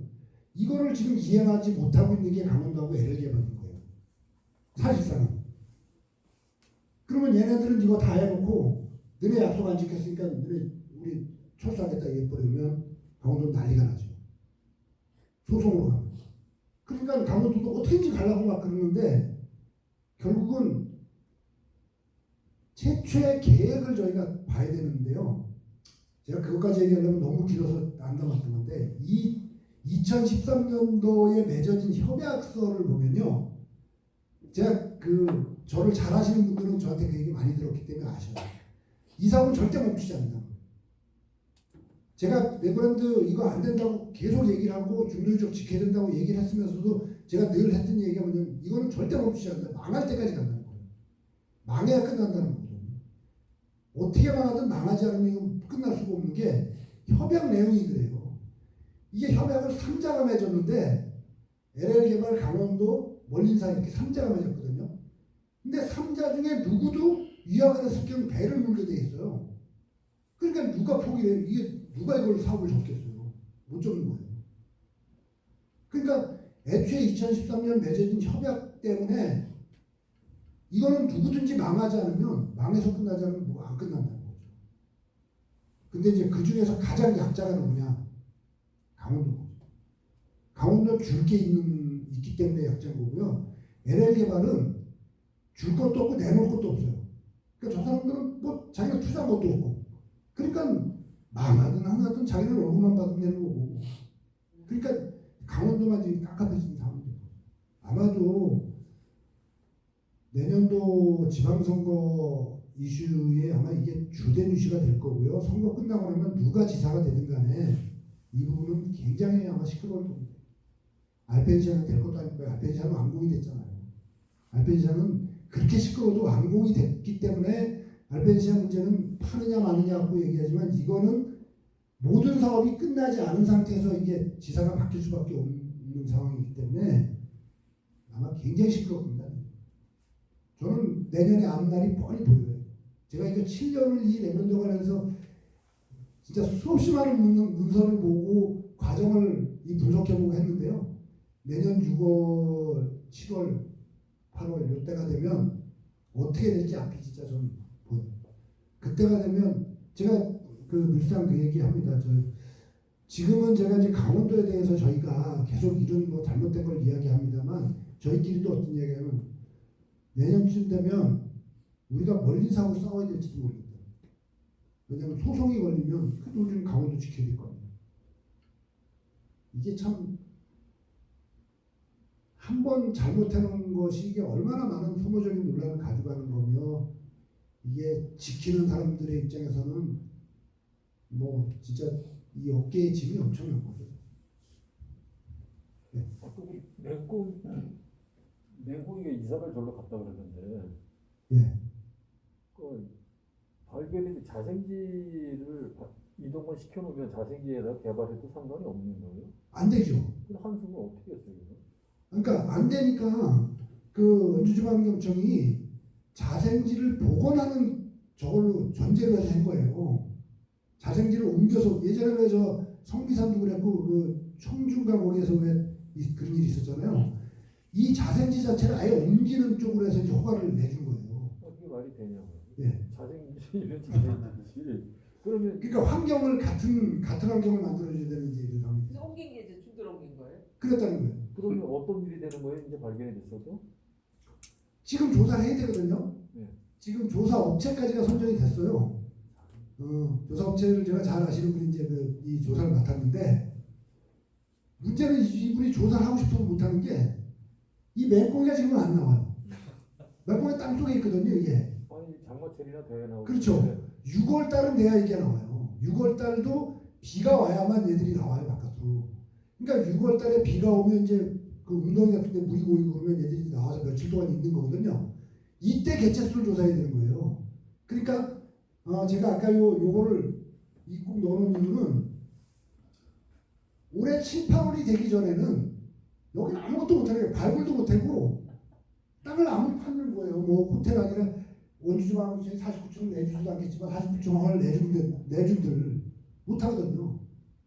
결국은 이게 왜 그러냐면 이 이야기를 하는 이유는 내년까지 모든 게 정상적으로 가지 못한다는 거예요. 곳곳에 암초에 걸려있기 때문에. 그리고 국전이 발견했던 저 컨벤션 부지에도 맹꽁이 있었다고 그랬잖아요. 예. 그건 언제쯤이에요? 재작년이죠. 그럼 제가 이사가네. 거기는 다 묻어버렸으니까 뭐 거기 다 묻었기 때문에 왜냐면 맹꽁이가 땅속에 있잖아요. 겨울 같은 데 다 땅속에 들어가 있는데 이게 복토를 11월, 12월에 다 해버렸으니 이 맹꽁이는 땅속에다 그냥 갇혀서 다 죽은 거죠. 매장이 됐네. 네, 매장이 된 거죠. 그러니까 맹꽁이를 유물로 참 웃을 얘기는 아니니까만 이제 맹꽁이가 유물이 돼버린 거죠. 예전에 기반공사하는 건 어떻게 다 마무리 됐나요? 예? 아직 좀 됐죠? 기반공사하는 거. 기반공사 네. 안 됐습니다. 아직 안 됐죠? 일부 했죠. 일부 했고요. 아유, 참 이런 얘기 하려면 강원도가 난 왜 이렇게 지금 아마 여러분들 보셨으니까 아실 거예요. 얼마 전까지 저기 소양 1교에서 이쪽 소양 2교 쪽으로 가는 구간에 보면 공사하고 있었어요. 도로 파고. 그게 뭐였었어요? 레고랜드에 전기 넣는 공사였었어요. 전기. 근데 이 전기가 결국은 교량을 통해서 단지 안으로 들어가야 되잖아요. 그 공사 지금 전혀 안 하고 있거든요. 전기, 상하수도, 가스, 통신 다 들어가야 되거든요. 이거 안 하고 있단 말이에요. 그럼 내부엔 다 끝났냐?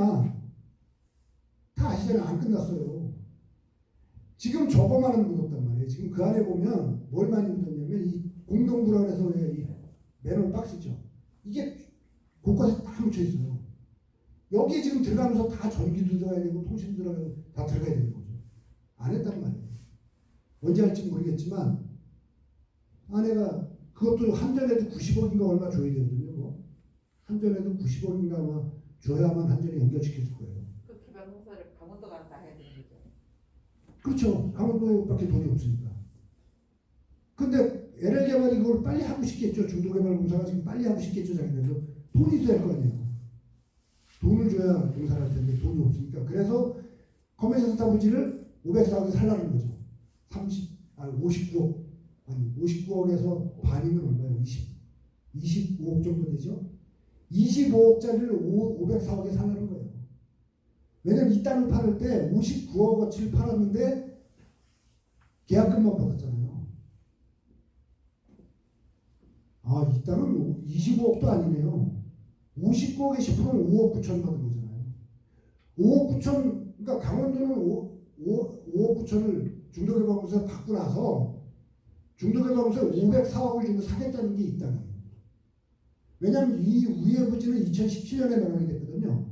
저 밑에 부지는 2013년에 매각이 됐고 이 위에는 2017년에 매각을 했어요. 강원도가. 이때 계약금 10%만 받았다는 거예요. 그리고 등진 넘겨줬어요. 중도금을 안 받고. 그러니까 결국은 이 땅값이 59억이지만 실제로 강원도가 받은 건 5억 9천을 받은 거죠. 근데 그거를 지금 504억을 주고 사겠다는 거죠. 뭐 그렇게 하는 이유가 뭐겠어요? 중도개발은 돈이 없어서 못하는 거야. 그러니까 강원도는 중도개발공사가 돈이 이거 하는데 필요하다 그러면 무한정 돈을 줄 수밖에 없는데 지금은 땅이라도 있으니까 줘요. 땅을 하면서 주겠죠. 뭐 도의에서 승인 안 하겠지만 어쨌든 그 핑계라도 있는데 나중에는 어떻게 할 거냐. 그냥 돈을 줄 수는 없을 거 아니에요. 아마도 지금의 강원도정이 그냥 간다면 좀 우리가 그냥 흔히 얘기하는 대로 그냥 표현하자면 자 이렇게 하는데 어떻게 할 거야 이제 이거 부셔? 줄 수밖에 없다. 이제 완전 배째라식으로 생각을 해요. 지금도 사실 그러고 있거든요. 지금도 완전 배째라죠. 그러니까 앞으로는 이게 진행되면 될수록 돈은 계속 더 들어갈 텐데 그때는 어떻게 할 거냐. 이거 부셔 어떻게 해. 이렇게밖에 못 간다는 거예요. 결국은 시간 싸움인 거고요. 내년 그 지방선거 국면이 지나는 시점이 결국은 이 분기점이 될 거다. 제가 춘천시가 여기에 들어가는 걸 계속 그렇게 안 된다 안 된다 반대했던 이유는 발 담근 순간에 춘천시는 또 밑빠진 게 물기 고야 되는 상황이 되거든요. 왜냐하면 춘천시가 원래 여기 투자하면 재무적 투자자라고 해서 들어가게 돼 있었어요. 그 협약내용, 그 최초의 협약내용에 보면 다른 사업자들은 출자하고 나서 뭐 건설 시공이라든가 이런 걸로 들어오는데 춘천시는 여기에 출자하면 재무적 투자자가 되거든요. 그렇기 때문에 춘천시는 돈이 모자라고 춘천시 돈 내야 되는데 우리가 여기다 돈 낼 돈이 어디 있겠습니까? 제가 시장님한테 그 얘기 혼났는데 그 돈 있으면 저 코로나 재난지원금